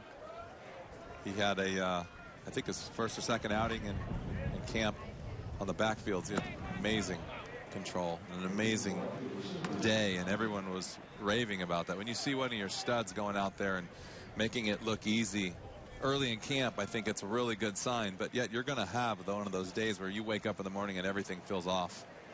Here's a 1-1. And for a guy like Rosenthal, this stage in spring training, Jim, and you were talking from a hitter's perspective, maybe working counts, doing little things that you might not do in the regular season. For a pitcher that he knows he's got a spot on the team, he knows he's the closer. He can go out there and work on some different things too. Yeah, for sure. He is, working on a pitch here and there, maybe, or working on a location that he wasn't so successful with last year. And overall, he's just working. He's working to get back in shape. He's working on being able to control his body, his emotions, his legs back into shape, his arm back into shape. I mean, it is a process for these guys, and it doesn't matter how long you've been around. Every day out here is a day that you're trying to get everything in order to be ready to go on opening day. And it's a pretty obvious statement, but it's very true, though. 3-2 is fouled back. Trevor coming off a great year a season ago. He had 48 saves, and that is the all-time single season record now in Cardinals history. He won ahead of Lee Smith at 47 in 1991. And Big Lee is not in the Hall of Fame with 478 career saves. Crazy. Up the middle and a base hit.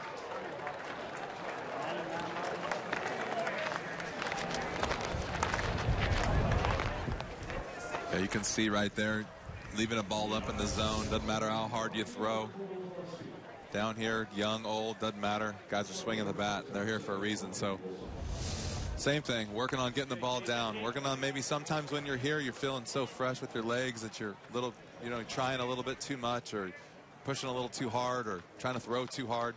So it's a learning experience. It doesn't matter how long you've been around. A pinch runner, that is Wilson now for Miami. Here's Cole Gillespie on a hop and off the glove of Dean Anna. Couldn't come up with it. Into right it goes. It looked like he was almost in between as to whether or not to catch it. Well, it looked like it was going to get to him, and then it just kind of died. So maybe he got jammed a little bit more than it appeared, but the ball kind of just died as it got to him. Sure did. A lot of slice on it, too. That makes it tough. It's like trying to hit a tennis ball on a serve with all that spin. As soon as it hits the ground, it almost changes directions. And when the hop is too far away from you, and it's an in-between hop. That's why we say it's in between being too close and too far. You're not, the reaction time is, you don't know where it's going to end up. Adeiny Echeverria, more than likely his final at bat of the day. Many of the regulars starting to head to the showers. Maybe a golf course. I never really played golf when I played baseball. Mess up your swing? I never even tried.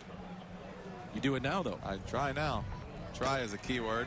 That ball scoots away.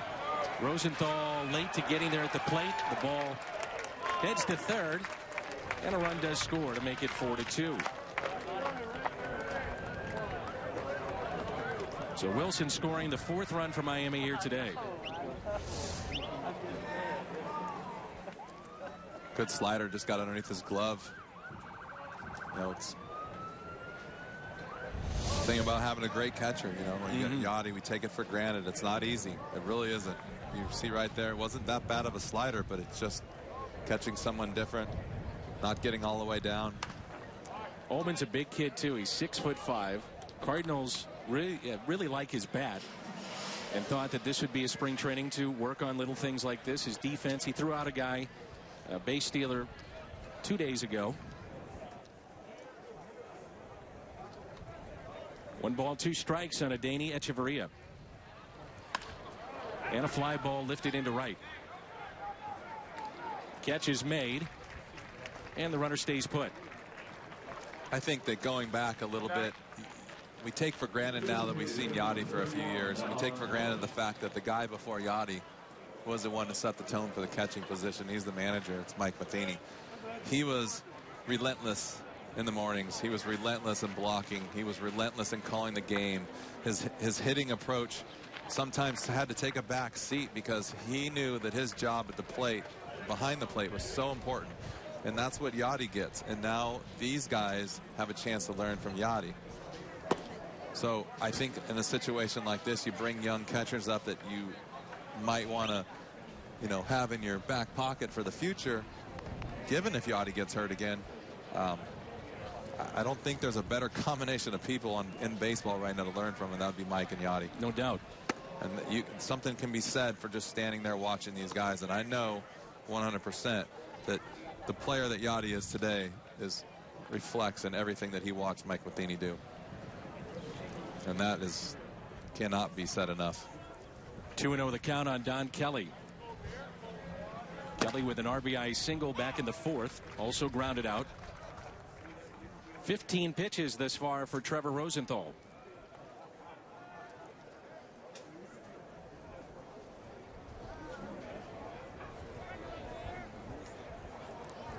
Here's a 2-1 pitch.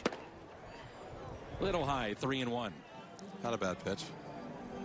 That's one thing I don't understand is I was always a high ball hitter, so it's hard for me to see when guys take a fastball down the middle, belt high.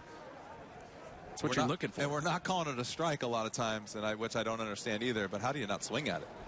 Especially when a guy's throwing a four-seam fastball. And for fans that don't know, explain the difference between four-seam and two-seam. Well, I think when you throw the ball, when you throw a baseball with the seams, when they're rotating, all four of them are rotating straight, the ball's going to stay true, and it's going to stay on a straighter path. When you turn the ball over to the side with the horseshoe and you get a little off-centered rotation in the ball, the seams will catch and the ball will run. And sometimes it can run to one side, and sometimes it can cut to the other side. So you know a guy's throwing a four-seam fastball, you could be a little bit more aggressive at the plate. Here's Robert Andino. I just think about, and you faced him a number of times, but Greg Maddux. I mean, Greg Maddux on a left-handed batter, it looked like it was going to hit you in the hip, and then all of a sudden ducks in and it's a strike, and you give up on that pitch. Probably half of his strikeouts were from that pitch, but yeah, it's something you got to tell yourself to be ready for. And see if they can't turn two. No, that goes into center field. Off the glove of Jed Jerko. A run does score, and runners advance. They'll have it at first and third. Cardinals were trying to turn their third double play of the afternoon.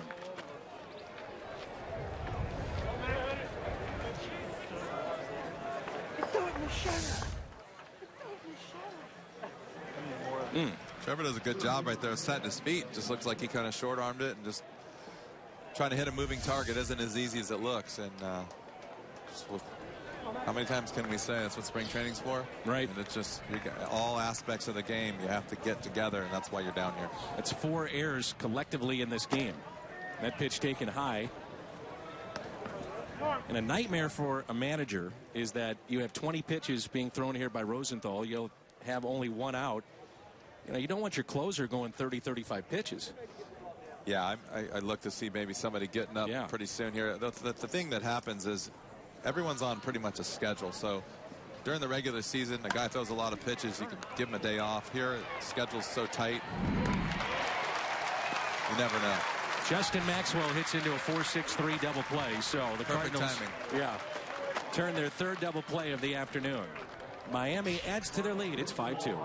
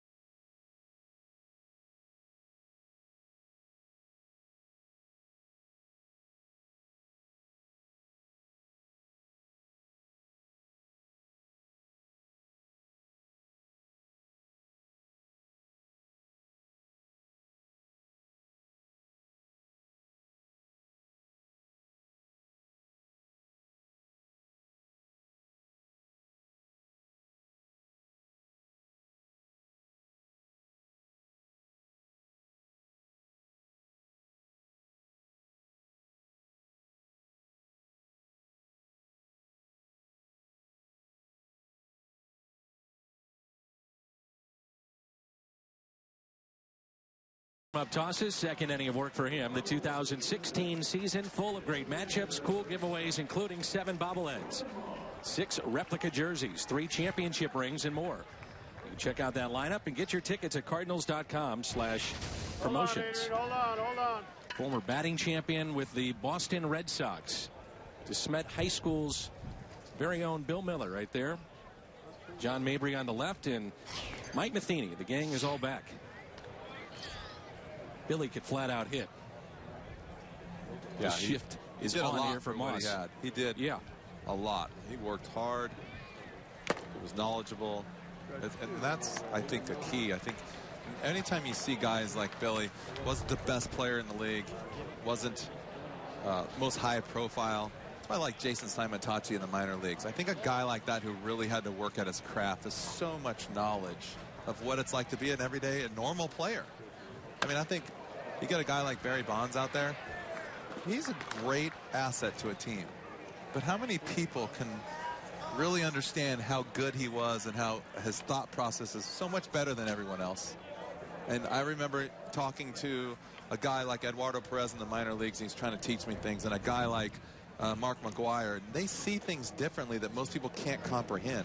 So a guy like Billy Miller, John Mabry, guys like that, even Mike Matheny, a workhorse that had to work every day. Myself, I worked my butt off trying to get better.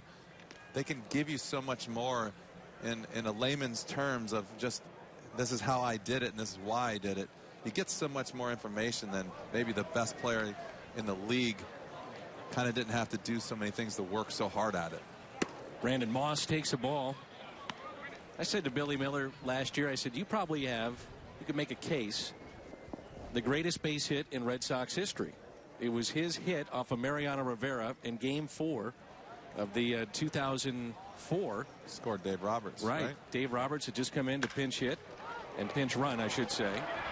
As Moss is hustling and he'll beat it out. And that'll be another error. What a shock. But, you know, you think about these guys that now are in coaching. Bill Miller is one. Dave Roberts is now managing with the Dodgers. It'll be interesting to see Barry Bonds and can he transition and relate to guys that are 220 hitters when he's a 7-time MVP. I just think sometimes the thought process is different. I see that with like a guy like Brett Hull. You know, I talk to Brett Hull all the time, and his vision is so intense and he sees so much more than the average player sees. It's hard to say. What do you mean you can't see that? Like when I'm talking to Randall Grichuk the other day and I'm telling him that I'm watching the signs when I'm standing in center field, and he looked at me like I was crazy. Now, how do I explain that to someone who hasn't ever been used to doing that? Like, I have to take him out there and I have to say, you have to try. It's not a conversation that we can have up here in the booth or at dinner. You almost have to go down there on the field and walk people through it. It's Charlie Tilson, your pinch runner, and he picks up another stolen base. That's number 4 for Tilson this spring.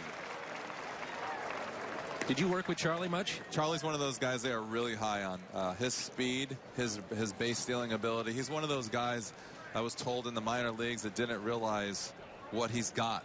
You know, he's got the potential to run. They basically told him a year ago, hey, go ahead and run. I think he had 14 stolen bases 2 years ago. Last year he had over 40. So he's one of those guys that he's going to go out here and try to make a name for himself with running right away, doing what they asked, and then everything else will fall in place. But he's definitely one of those guys that's on the horizon of being a big time player. Let's see if they turn Jed Jerko loose. 3 balls, no strikes. He's reached on an error and grounded into a fielder's choice. I was talking with Willie McGee the other day exactly about that with Tilson. He said, I really feel, Dan, he just didn't understand how good he could be. And part of this is that he's got the physical makeup, but we as instructors or coaches are trying to convince him you are a major league player. This is why you're here. This is why you've been added to the 40-man. And that's all about the process. But, you know, the mentality of understanding. I think for a long time as a player growing up, you've been able to just go out there and play a game of baseball like it's in your backyard. But when everyone is as good as you, you have to start thinking, you have to start paying attention, you have to start cheating a little bit, you have to start cheating by them, and you got to learn how to get better jumps and read pitchers and do everything ahead of everyone else. 3-2, fouled back. You just can't stand out there and react, because everyone can do that. See, I always felt when I was watching you that the game came easy. that, you know, you were such a great physical talent that the game was almost easy at this level, and you don't realize the work that you do put in. I think everything that I did pitch to pitch maybe made the presumption that it's easy, but you know, there's a lot going on in every play that I'm just trying to put myself in the right spot. Nice catch made in right by Bohr, and Tilson will tag up from second to third. Great play in the wind right there. But you know what I mean, it's just you have to put yourself in the right position to make the game appear easier. As you see him going into the corner right here, I mean, it doesn't matter if it's a routine fly ball that you have to run to. There's things that you have to do to put yourself in position. When you're running after a ball, your body is bouncing, so you have to learn how to run to keep your head from bobbing up and down, to settle the ball down. Where you see so many guys running after a ball and you're like, why did he drop that? Well, if your eyes are bouncing and you can't run smoothly, the ball bounces, it's impossible to catch. There's just so many little things that go into becoming a good player over time that you have to learn. Here's Tommy Pham with one out. It goes back to what I said before as a hitter. Being a good hitter turns into knowing when to take pitches more than it becomes how to be a guy that goes up there and gets hits. You got to know how to take a nasty pitch. You got to know how to take a sinker that's borderline to get yourself in a position to get a fastball to hit. Here's an 0-1, runner at third, one out. Good opportunity here for the Cardinals and Pham. He has an infield hit here today. Also flied out to center. And yes, while the games, they don't mean anything, wins or losses, it's situations like this you want to see Tommy Pham come through in. You'd love to see him just hit a fly ball to drive in a run, and that's a win-win for everyone. The 1-1. On a hop to second base, that should score the run, and it will. Or a ground ball to second base. So the speed of Charlie Tilson comes into play with a stolen base, then tagging up on that fly ball to right, and scores on an infield ground out. And now there's 2 outs, and it's 5-3.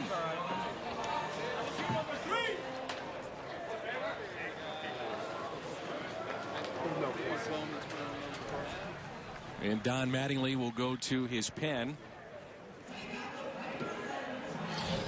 And we'll step aside. We'll tell you about the change when we come back. It's 5-3, Marlins leading St. Louis.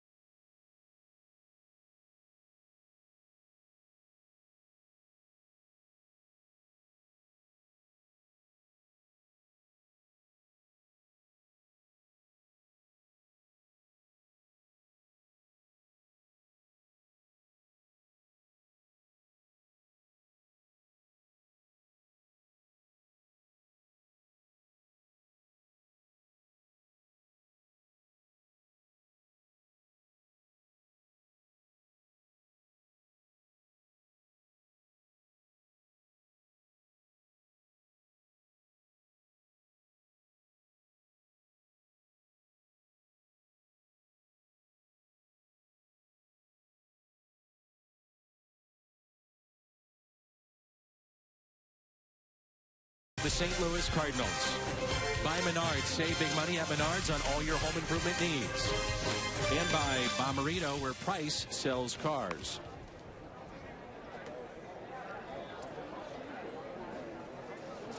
So here's one of the guys. He doesn't have a name on the back of his jersey, but they'll give him one. Give him a look. Right-hander Craig Stem. It's good research right there. Found his number. So Craig Stem is into the game to face Anthony Garcia. 2 balls and 1 strike. Marlins have a huge blow to their bullpen. Carter Capps is out for the year. He'll have Tommy John surgery. They were talking about him possibly being their closer this year. I mean, it seems like every year you hear something like that. It's amazing to come into camp thinking everyone's healthy, especially with an arm. You know, part of being a professional is you come in here and you might not feel great, but you're trying to get your work in, and you just never know what's going on inside that body. But that's a huge blow. You don't want to see that for anyone. Talking with John Mozeliak, he said year to year, for any general manager, trying to retool a bullpen is the hardest thing because of what you mentioned. That, you know, sometimes a guy has a lights out year. The next year he's not even close to what he did the previous season. The consistency factor with bullpen guys is just not there year to year. Yeah, I like you said, I think that's the most touchy situation, is the bullpen is so iffy as far as the way guys can feel from year to year. Is get a lot of work, don't get a lot of work, have proper rest one year, be overused one year. Here's a grounder that's hit to third, and Garcia is the third out. Cardinals pick up a run.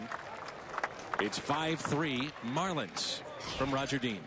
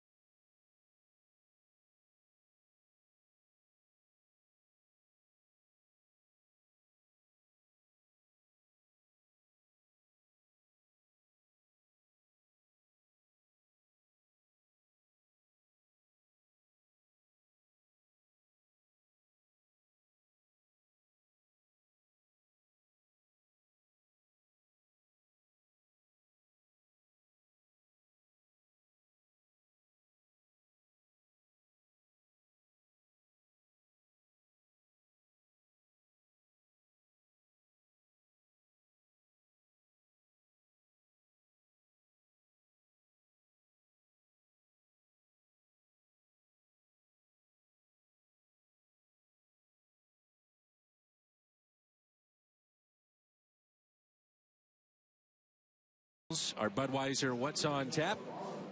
Our first look at the Atlanta Braves, a retooled organization. A lot of new faces for them. But we'll see the Braves Friday at noon right here on Fox Sports Midwest. And that's our Budweiser What's on Tap. Jimmy Edmonds will be with us, the Cardinals Hall of Famer. Jonathan Broxton is the new pitcher for St. Louis. Brewers and Cardinals last year. Cardinals picked him up near the trade deadline. Overall, he was 4-5. I know, Jimmy, when you saw him, he was closing for the Dodgers. He's been in the game a long time. Came up in the mid-2000s. Boy, he was a hard thrower. 100 miles an hour. Yep.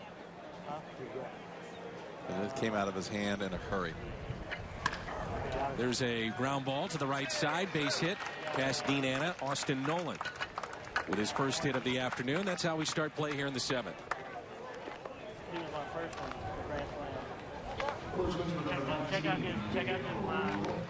Miguel Rojas will be the hitter. I think the bullpen of the Cardinals really could be one of their strengths this year. Rosenthal at the back end of games talked about the outstanding year that he had a season ago. You've got Broxton, still a hard thrower, mid-90s. Jordan Walden bouncing back. Seth Maness. Kevin Segras. They've added O. Tyler Lyons, who's out of options, looks like he'll make it from the left side. And then you talk about depth. Sokolovich, Harris, Tuivalala, Cooney, Kekeffer. They definitely have some depth this year. I think sometimes in that situation, being the manager, having to make decisions, has got to be the toughest part of his job. Is how do you carry so many qualified guys? You know, you have your guys, and you have guys coming up. You know, there's always that fine line, balancing that roster, keeping who you need, not losing. I mean, like you said, you can be on the verge of losing a guy that's out of options, and it's a big decision to make. 1-0 pitch to Rojas. Hit sharply to first, bobbled, and they'll still get the lead man. They will call him out. It's Greg Garcia at short. And one of the new rules that is happening now in Major League Baseball is that the slides to break up a double play have to go into the bag. And so you're not going to your left, your right, you're going almost right at, in this case, Greg Garcia.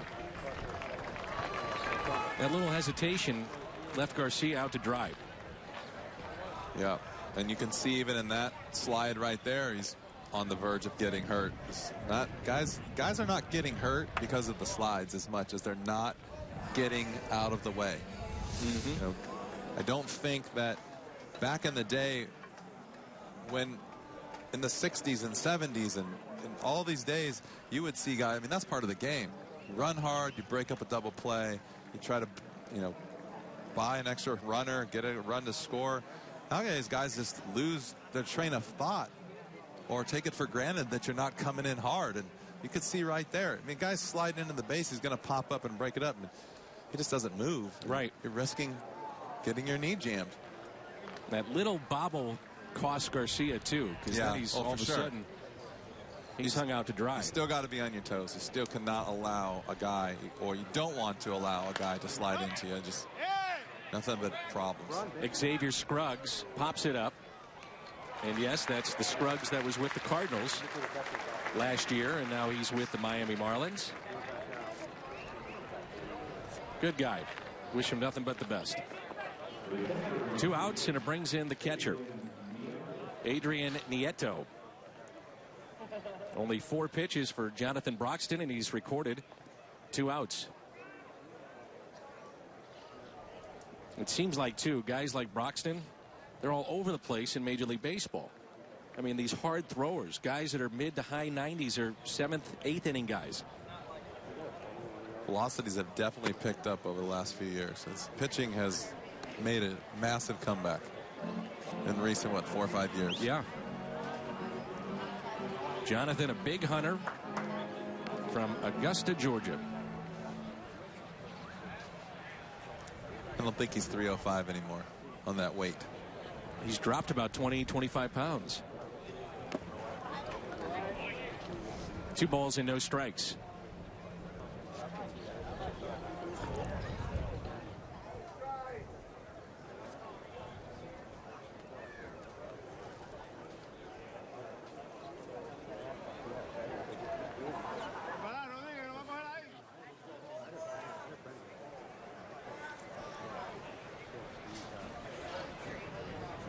A 2-0. Now 3-0.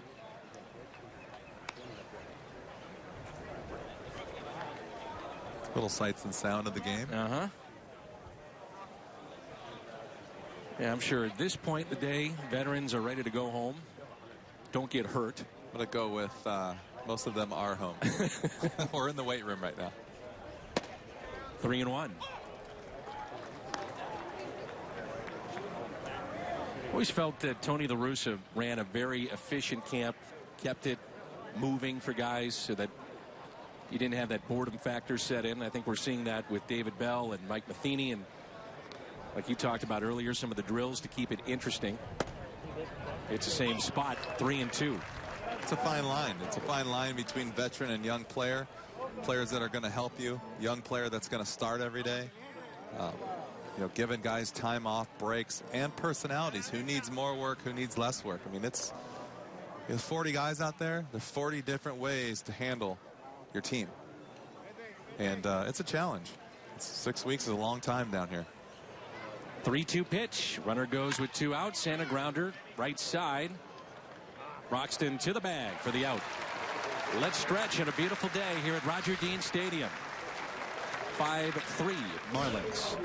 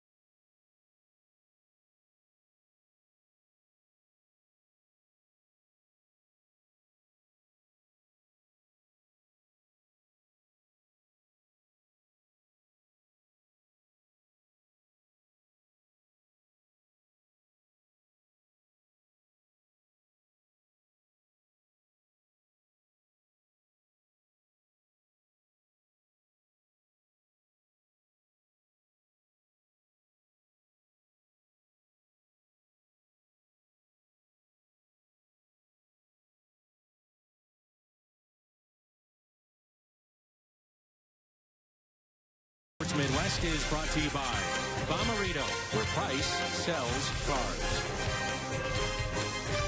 Wherever you may be, we hope you're enjoying Cardinals baseball this afternoon from Roger Dean Stadium in Jupiter, Florida. Along with Jim Edmonds, I'm Dan McLaughlin. Mike Helling is our producer. Bill Cochran is here. Tom Meade. Mark Winter and our entire Fox Sports Midwest crew. That is Tim Berry, a left-hander, getting loose. So he'll pitch the bottom of the 7th. And Mike Ullman will be the first hitter. Ullman is hitless in 2 plate appearances today.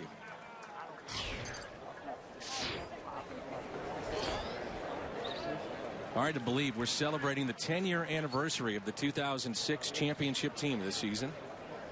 And the 10th year of Busch Stadium 3. Goes by quick, doesn't it? Ooh. My son is now 10 years old.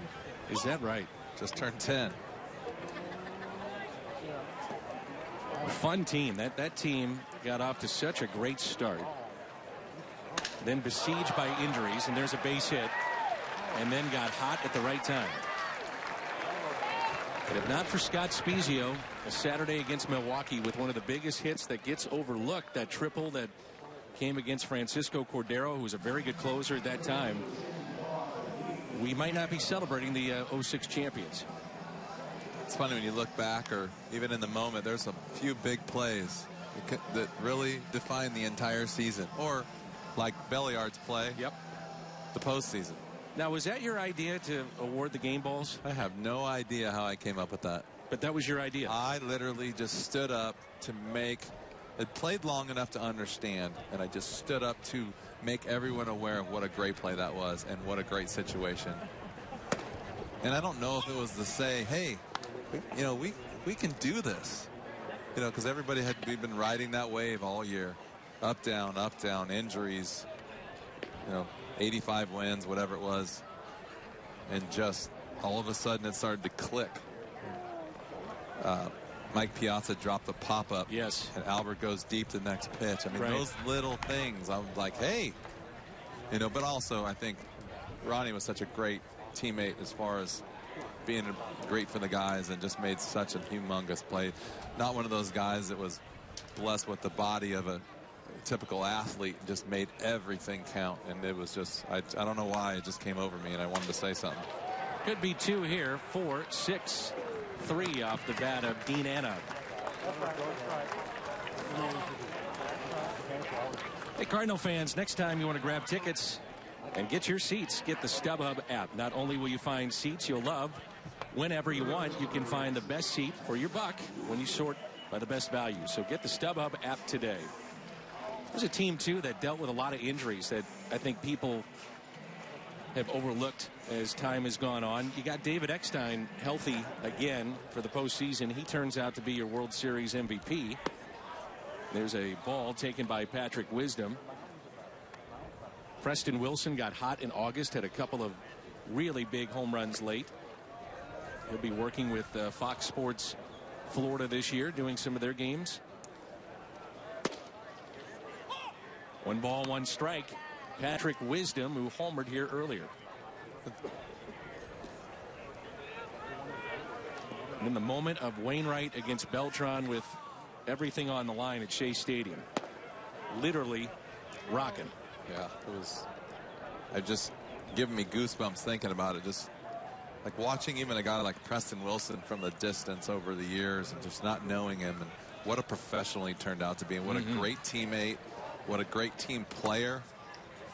I mean, he would, you know what's funny is, like, you play all these years and then you play on teams that guys are just kind of all over the place. And when you get to the playoffs and you see a group of players come together, they don't care if they're 0 for 4, 1 for 4, 4 for 4. The goal is to win the game. Ground ball to short and under the glove. Well, it has been sloppy here today.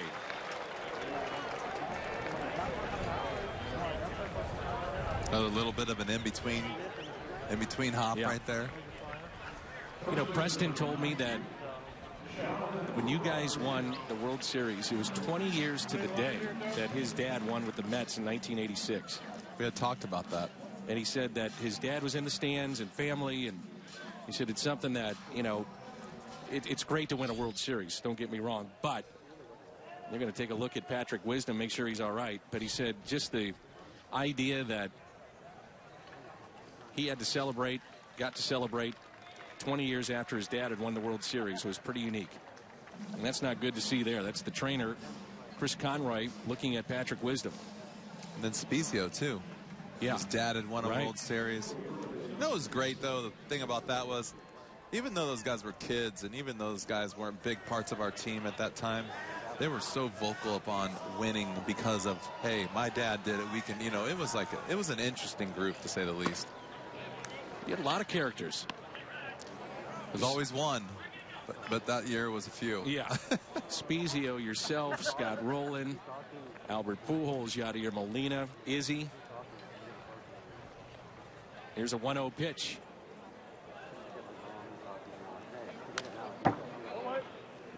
I think the lesson that we learned with that team is that, you know, Walt Jocketty tried to roll the dice again with that team. Remember him bringing back certain players in 2007, which was an injury-plagued season from the get-go.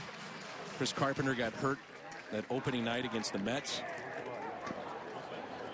But the point being is that you have to change the culture, kind of going back to what you're talking about, which the Cardinals have done with their team this year. And the idea is to keep it fresh, too. Yeah, and it's hard to bounce back from the World Series. Ooh. You know, short off season. It's something you gotta. It's almost like playing an entire year. You have to learn how to play the entire year. Then you have to learn how to win. Then you have to learn how to bounce back from the previous year, and the short off season, and then you got to do it all over again. Right. And it's not easy. Jonathan Rodriguez at the plate. Runner at first with 2 outs. The 2-1 pitch. Now 2-2. Took something off it.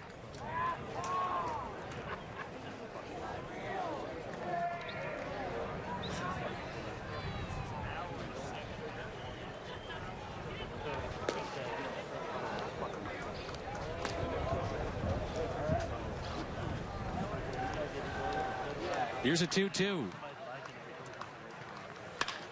Lined into right center field. That ball will be caught. Nice play by Justin Maxwell in center field. So we played 7 from Roger Dean Stadium. Maxwell, a good play, trying to find a home here with the Miami Marlins. That'll help his resume. Marlins on top. It's 5-3.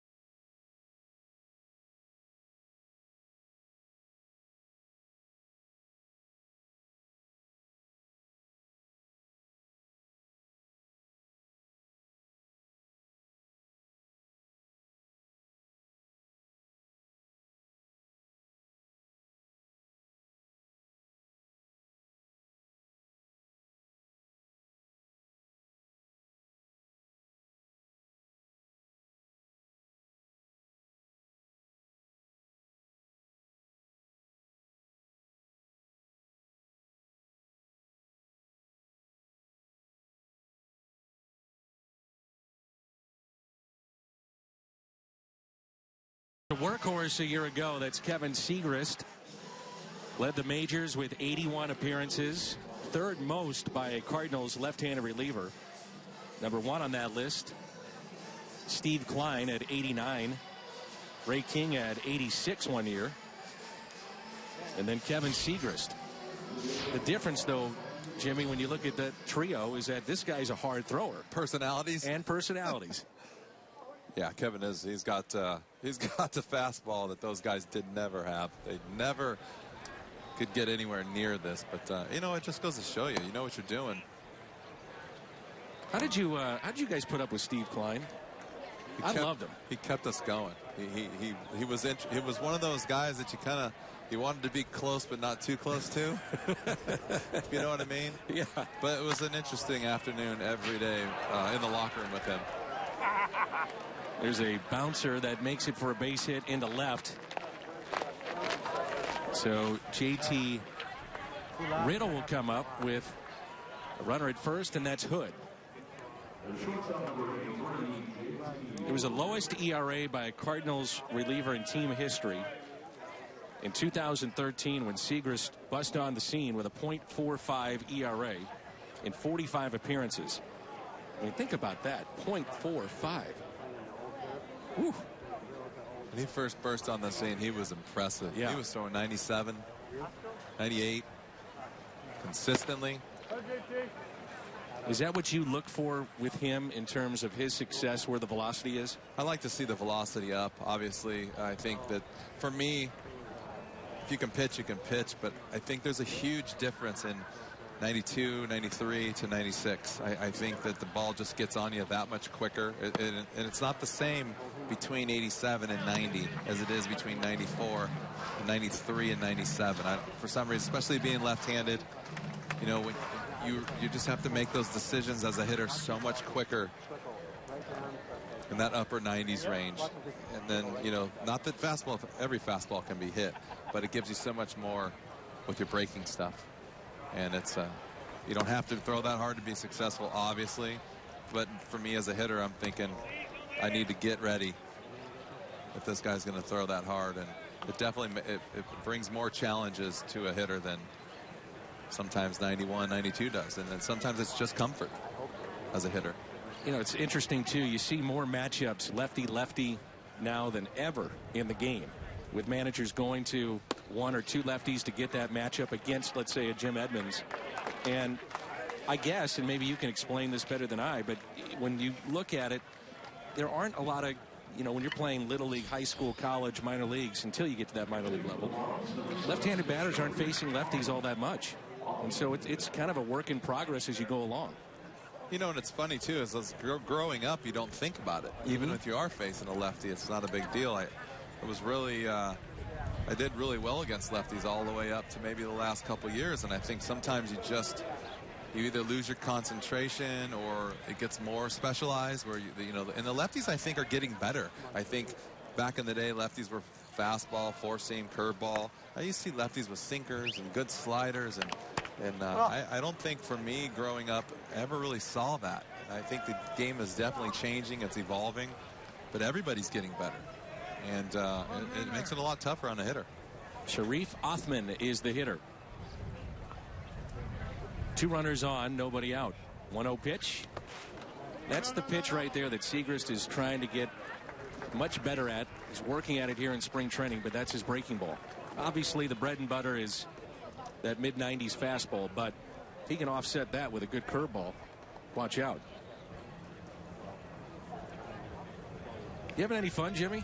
I think it's really interesting. I love watching the game now. I love watching it from this angle, and I enjoy working with these kids, and I enjoy trying to dissect and figure out how to make these guys better. And it's, you know, I'm towing the fine line, I think, for the first time, and being someone who can be up here and do this job, which I like, and still be able to go down there and help. And that's one of my biggest fears and worries, is people don't understand sometimes what we're trying to accomplish up here, and then people don't understand what we're trying to accomplish down there. And to try to do both is I'm concerned and excited about trying to do it. Well, good first game so far. That was a good play. Dean Anna. And this is a good, I mean, this is great. I think there's something to talk about. There's something to explain. I think you can all, you know, learning this game was a process that I did every day, and it never stopped. And I think, like, we talk about Grichuk, obviously the comparisons of being in center field so easy, but I had to learn how to play first base. I sat in on meetings, you know, with the pitchers and the catchers. I spent a lot of time with the David Ecksteins and Edgar Renterias and the second basemen, and Scott Rowland obviously was one of my better friends, so I got every angle of the game. And Dino grounds it to third, and that's the 4th double play turned by St. Louis this afternoon. Jim Edmonds, the Cardinals Hall of Famer, making his debut with us this afternoon.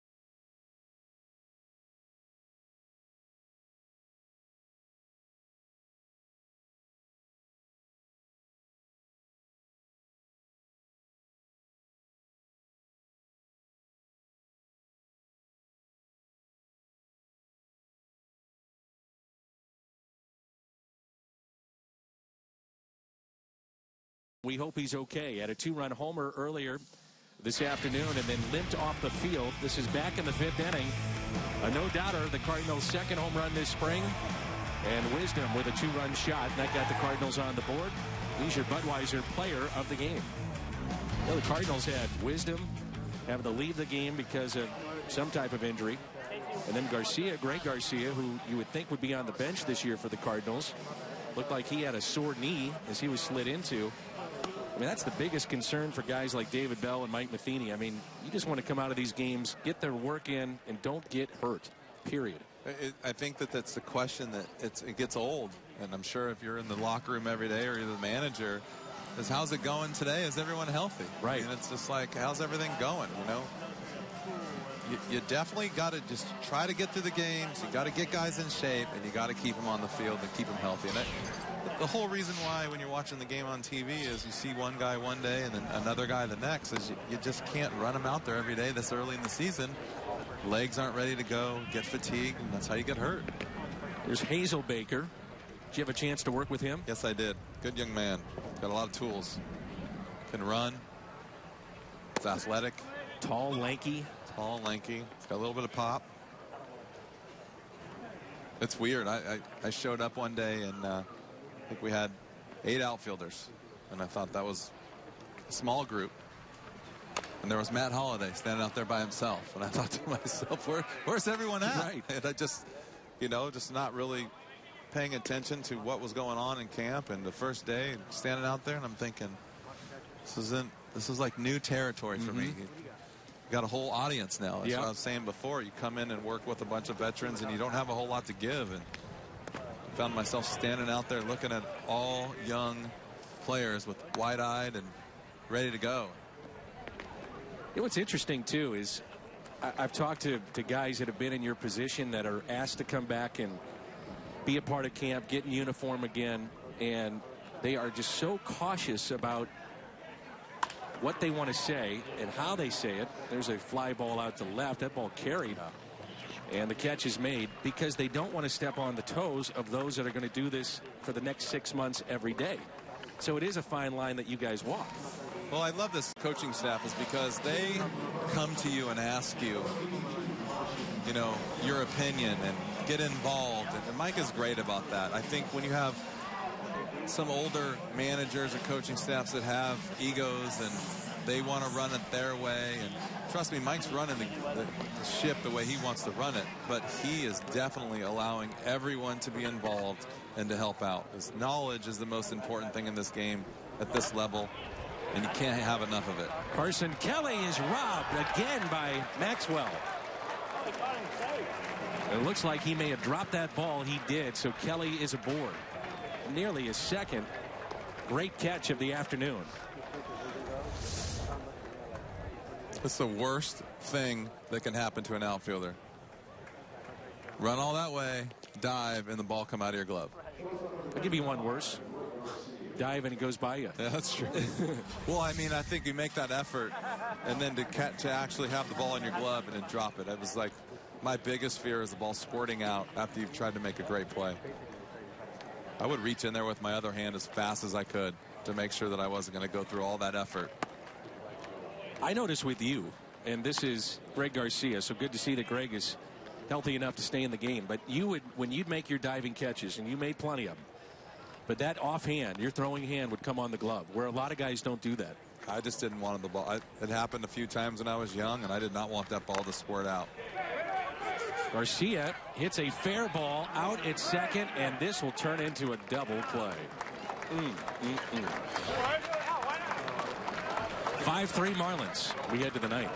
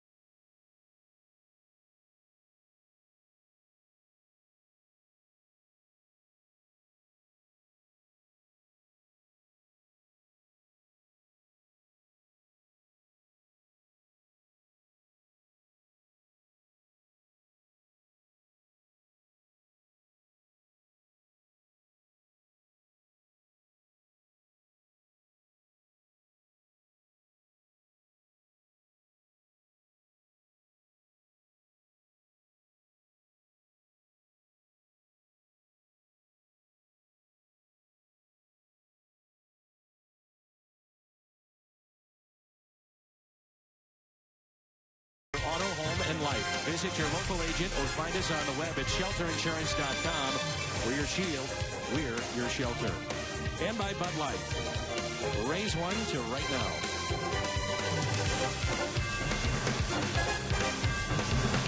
Sloppy game, to say the least. Beautiful afternoon. Fans could care less. They're in the sunshine. Out of the cold of the Midwest, it's 5-3 in favor of the Marlins, and here is Maxwell. Corey Littrell is the new pitcher. He came over in the John Lackey deal from the Boston Red Sox.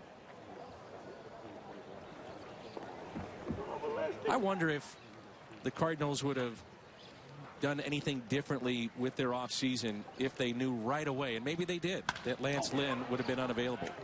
You know, do you bring back a John Lackey after a career year, or do they think that maybe they had seen the best of him? It's Maxwell singles. It definitely is a gamble. Yeah. You know, you're definitely gambling every year on what you have and what you had. And you know, I think that, you know, you have to make that choice as a general manager. And sometimes it works, and sometimes, I mean, it's always going to work because you're stuck with what you got. But I think down deep, if I was the general manager, I would hope that he wouldn't go somewhere else and have a career year again the next year. So you're rolling the dice. He's got plenty of talent here, which is great. I mean, plenty of talent. So you take what you got and you go with it. I think that they got plenty of talent for this year. Austin Nola looks at a strike. And I go back to what you were talking about with Mike Leake, who made the start today. And if you're just joining us, went 2 innings. With this team, with this defense, bigger ballpark, you're looking for innings, and that's what he can provide. And you're looking for guys that just keep you in the game, and you're looking for a guy who's going to go out there and throw 7 innings, keep you, 3 runs and under, 4 runs and under, 3 runs. You want a guy at 3 ERA, and just let your team have a chance to win each game. And if you have a good offense and a good team, which they have, that's what you need. You don't need somebody out there with a 1 ERA. And you have guys that go out there and they're shutdown guys, and you have guys that go out there that are in the middle, and the guys that are eating up innings. And I think Mike Leake is a little bit of all of that. But what you like is, you're in the game when he's out there on the mound, and he's efficient and he throws strikes. 1-2 the count. Austin Nola at the plate. Cardinals and Marlins share this facility. That will change next year in terms of schedule and how much they're going to face each other. A couple of new teams to this area are coming. Well, not pretty, but he does the job. Moves the runner to third, so Nola is retired. Next year, they're building these complexes right now. Washington and Houston will be in this area. I would think from a player's perspective, they welcome that. You don't want to face the Marlins for half a spring. It gets old after a while. Yeah. It definitely does. The only saving grace is that there's a lot of guys on the rosters and they're moving around. But yeah, spring training, it's hard to get excited about a 1.5 hour bus ride at 7 o'clock in the morning, a 3-hour bus ride, and it's hard to get excited about playing the same old team all the time. But it's never hard to get excited to get up for playing at home. I'll tell you that much. Nice play. Greg Garcia with the infield in, takes a hit away from Miguel Rojas and takes an RBI away as well. Cardinals are trying to find out if Greg Garcia can play short, and especially now more than ever with the loss of Peralta. Makes a great play here. Makes a quick reaction. He does a good job. It's one of those things too. Being a role player and being a starter, there's a difference, and you got to learn how to pace yourself and yet get everything out of each day for the entire season. So 2 outs, and Xavier Scruggs has his second plate appearance of the afternoon. So we hear that a lot about pitchers. Guy like you see Waka come up out of college, and everybody talks about, can he pitch 200 innings, or can he do this, or can he do that? We don't talk a lot about that at the big league level with position players, because they've had to prove that already in the minor leagues, and most of those guys have been there for a few years. Playing 140 games. Pops it up, and it is out of play in the Cardinals dugout. I feel like somebody's trying to prove something. And there's always a stat for why is this guy trying to prove, can he play? He played 140 games, but can he do it at the big leagues? Well, he's played as a role player. Now can he be a starter? The pitcher just came out of college. And there's always something to prove, and there's always people trying to put you down. 1 ball, 1 strike with 2 outs and a runner at third for Xavier Scruggs. He was up and down with the Cardinals a year ago. We have seen power from him in the minor leagues.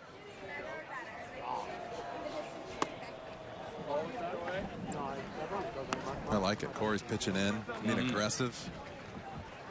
Good short-armed fastballs, getting in on guys.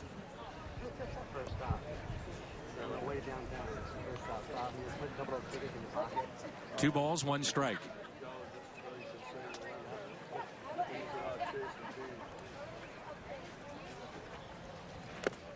A changeup taken in the dirt. That is the beauty about being a fan of the Cardinals, is that every year, like we talked about, basically since 1996, the team has been in it or had something interesting to follow, like McGuire. Yeah, or fun to watch. You're right. 3-1, a chance for Scruggs to go hacking here at a pitch. Nowhere close, and it's a walk. Come on. Hey. So you've been down here for a while. Just give me your general impression of 1, camp, and 2, how good this 25-man roster could be. I really like the work ethic, and I really like the humbleness of a lot of the guys. It's interesting to hear in the mornings, the meetings, the guys speak up and talk, something I've never been a part of as a player. speaking, like guys speaking to the group and not just somebody having a rah or yell. It's more of a, and I keep saying this word, knowledge. Guys, you know, giving their opinions of how to keep themselves in shape and how to grind out at bats and grind out a season. And it's a lot of just kind of bringing the team together, and it's been a good group. I mean, a lot of young guys, I keep saying that, but a lot of guys willing to learn. And you know what I really like is the veterans are willing to help, and that's the way it should be. Guys are battling each other for jobs, and they're also picking each other up. Adrian Nieto looks at a strike, 0-2. And that's what being a team is all about. You have to kind of, it's hard to separate yourself from the guy you're trying to battle against. You know, you go through the minor leagues and you almost wish that the guy would get hurt and get out of your way. You know, you're trying to do anything to get to the big leagues. And when you get to the big leagues, it's all of a sudden like one group and you're pulling for each other. It's a good play there to keep that in front. Not that you want anybody to get hurt, but you know, sure. You get the gist of what I'm saying is you have to be somewhat selfish in a way to get here, and then there's so much about being a team once you're here. It just changes your mindset. It's right there with a great block. Part of the catching core, something they work on every day at 7 o'clock in the morning. Yachty's down there in the cage with these kids, and Mike's out there just learning how to do stuff like simple like that. 1-2 pitch. That's Rosario, the catcher. Cardinals have talked about his defense. They really like it. 1 ball and 2 strikes with 2 outs and 2 on, and a 2-run lead for Miami.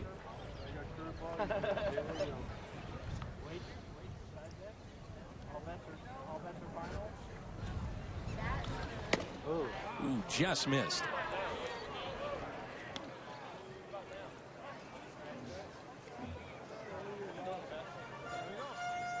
Runner from first is off with this pitch.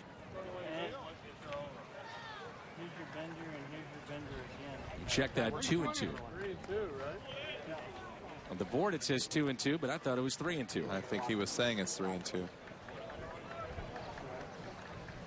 He is running on the pitch. It's swung on and missed.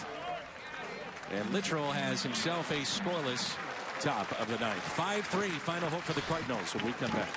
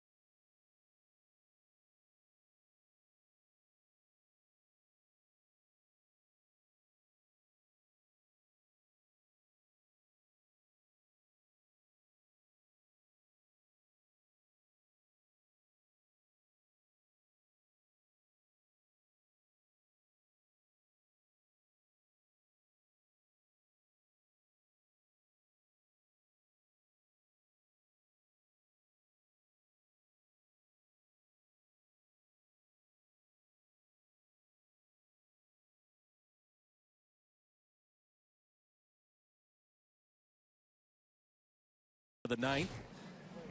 It'll be here very, very soon. Opening day. Cardinals and Pirates. We'll have it for you on Fox Sports Midwest. You'd have to think that Adam Wainwright would be your opening day starter. We'll have a 2-hour pregame show starting at 10 a.m. noon with the coverage of the game. Cardinals and Pirates on Fox Sports Midwest.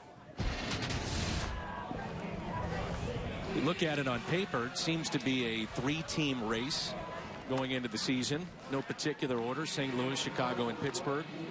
Those 3 could be a real good race. It seems to be one of those years where everyone's just expecting those 3 teams to just do what they did the year before. It's amazing what happens, though. You throw a bunch of guys out there and one team always plays well, one team not so much, and you get a team that overachieves. So I think that's the most fun thing about going into spring training is just seeing how it pans out. You know, everyone always asks, how are the Cardinals going to be this year? I don't know. Like, I don't know. Do you know how they're going to be this year? Jimmy, you're an analyst. You're supposed to know everything. How are they going to play? I can't look 6 months into the future, but I know that they're going to be competitive, and I hope they stay healthy. And I you know, obviously, there's no crystal ball, but it'll be fun to watch this year. I think it'll be fun for the fans. Pirates finished 2 back of the Cardinals last year. This is Jarlin Garcia, the pitcher. David Washington is your hitter. So much of it rides on just being healthy. When the Cardinals have already suffered a major injury with Peralta. But last year, you know, you said that. If you would have said before the season that you're going to miss Adam Wainwright, Matt Adams, Holiday, Molina, I mean, you would have said, well, there's no chance. And they wound up winning 100 games. It's the most unbelievable feat, I think. Yeah. If you look back and see what they did last year, it's incredible. That's why I think you have to give Mike an awful lot of credit for keeping things in order. You hear about it, it's cliche but true, the next man up mentality. That's why I think if you get to the thing I get is I get the insight. I love about Mo. There's a ground ball to second, and Washington is the first out here in the bottom of the ninth. You never hear your general manager doesn't panic, your manager doesn't panic. It just gives you that sense of, okay, we'll be all right. And every time I talk to Mo, everything is fine. Yeah. Doesn't matter if it's Wainwright or Yachty. He's expecting injuries eventually. Hopefully no. But how is he going to act when something happens? And he's always so calm and so cool and so just right there with it. And he's like, we're just going to do it. You know, we're just going to go with the next guy and figure something out. Yep. And those guys respond. You know, Mo was in the booth with us the other day when the injury was reported. Here's Anthony Garcia, and off air, I said, man, tough blow. And he said, just like you said, he said, well, made our job a little tougher, but we'll be all right. Yep. And I do think that resonates with the players. There's not a panic that sets in. And that's truly how you have to be. And you have to be like that when you're playing, to be able to run a team. That's hammered down the left field line, but foul. This kid looks good. He's been doing a great job for spring training in short term. Do you work with him as well?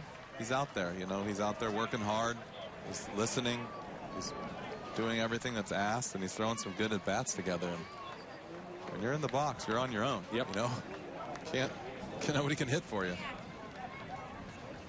Here's a 2-1 pitch to Anthony Garcia. I can tell you he's opening some eyes already. He's gotten a lot of playing time, and that's usually the indication with some of these younger players of what the staff and the organization thinks of you. If you continue to look at spring training and Garcia's getting at-bats, they want that extended look at him.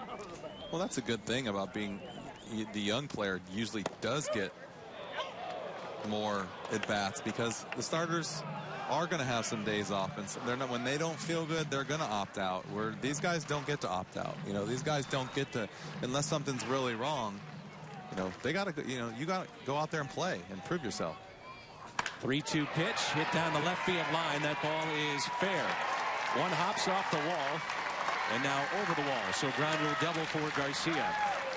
Ball just jumping off his bat. Yeah, he's got some pop. You can see that ball. I mean, that's not an accident. The ball jumping off his bat like that. You can hear it.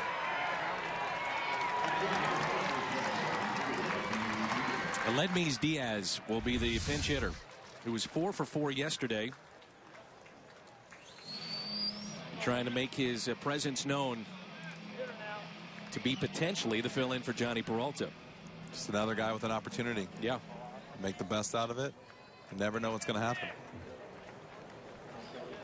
One point he was left off the 40-man roster. No team picked him up.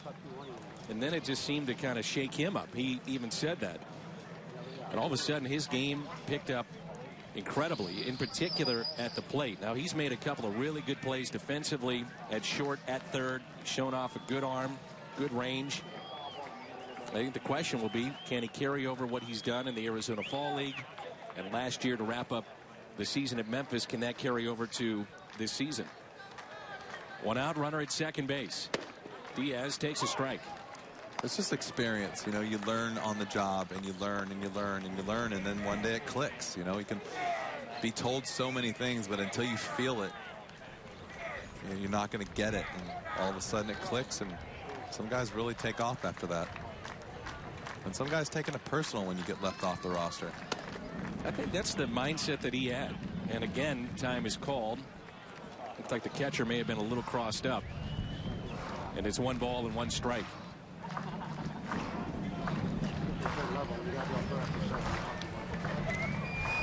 You'll see this in the regular season. The umpires, and again, an effort by Rob Manfred, the commissioner of baseball, to try to speed up the game, that these visits will be timed.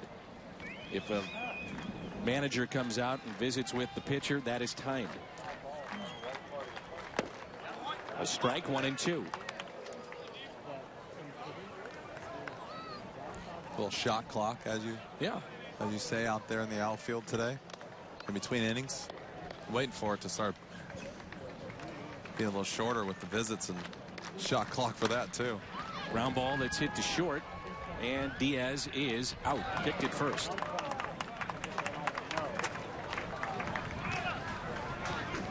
Well, maybe you're just getting home after a long days of work, and get you caught up on a couple of the storylines here today. The main one, at least in my mind, Yadier Molina actually had a play at the plate, very similar to how he injured his thumb last year and was fine, thank goodness. And the other story was Mike Leake, who pitched very well. Yeah, getting Yadi back's huge. Looks so comfortable behind the plate. They'd probably tell you that he was or wasn't, but that's the beauty about this game, is you can't really tell what's going on inside guys' mind. And then Mike Leake went out there and had a good outing. I mean, moved the ball around and did a good job. There's Eric Fryer, a catcher, and known for his defense. Actually grew up idolizing Mike Matheny. He is from Reynoldsburg, Ohio, which is where Mike is from. And when the city gave a key to Mike, the key to the city, a couple years ago, Eric Fryer had the chance to meet with Mike. Those two had the chance to talk. He does have a little big league experience with Minnesota, but they really like what he does defensively, and more than likely will start this year at AAA. 0-2 the count with 2 outs.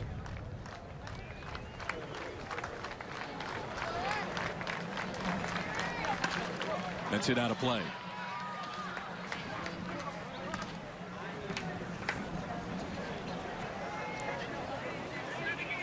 So the Cardinals down to their final strike.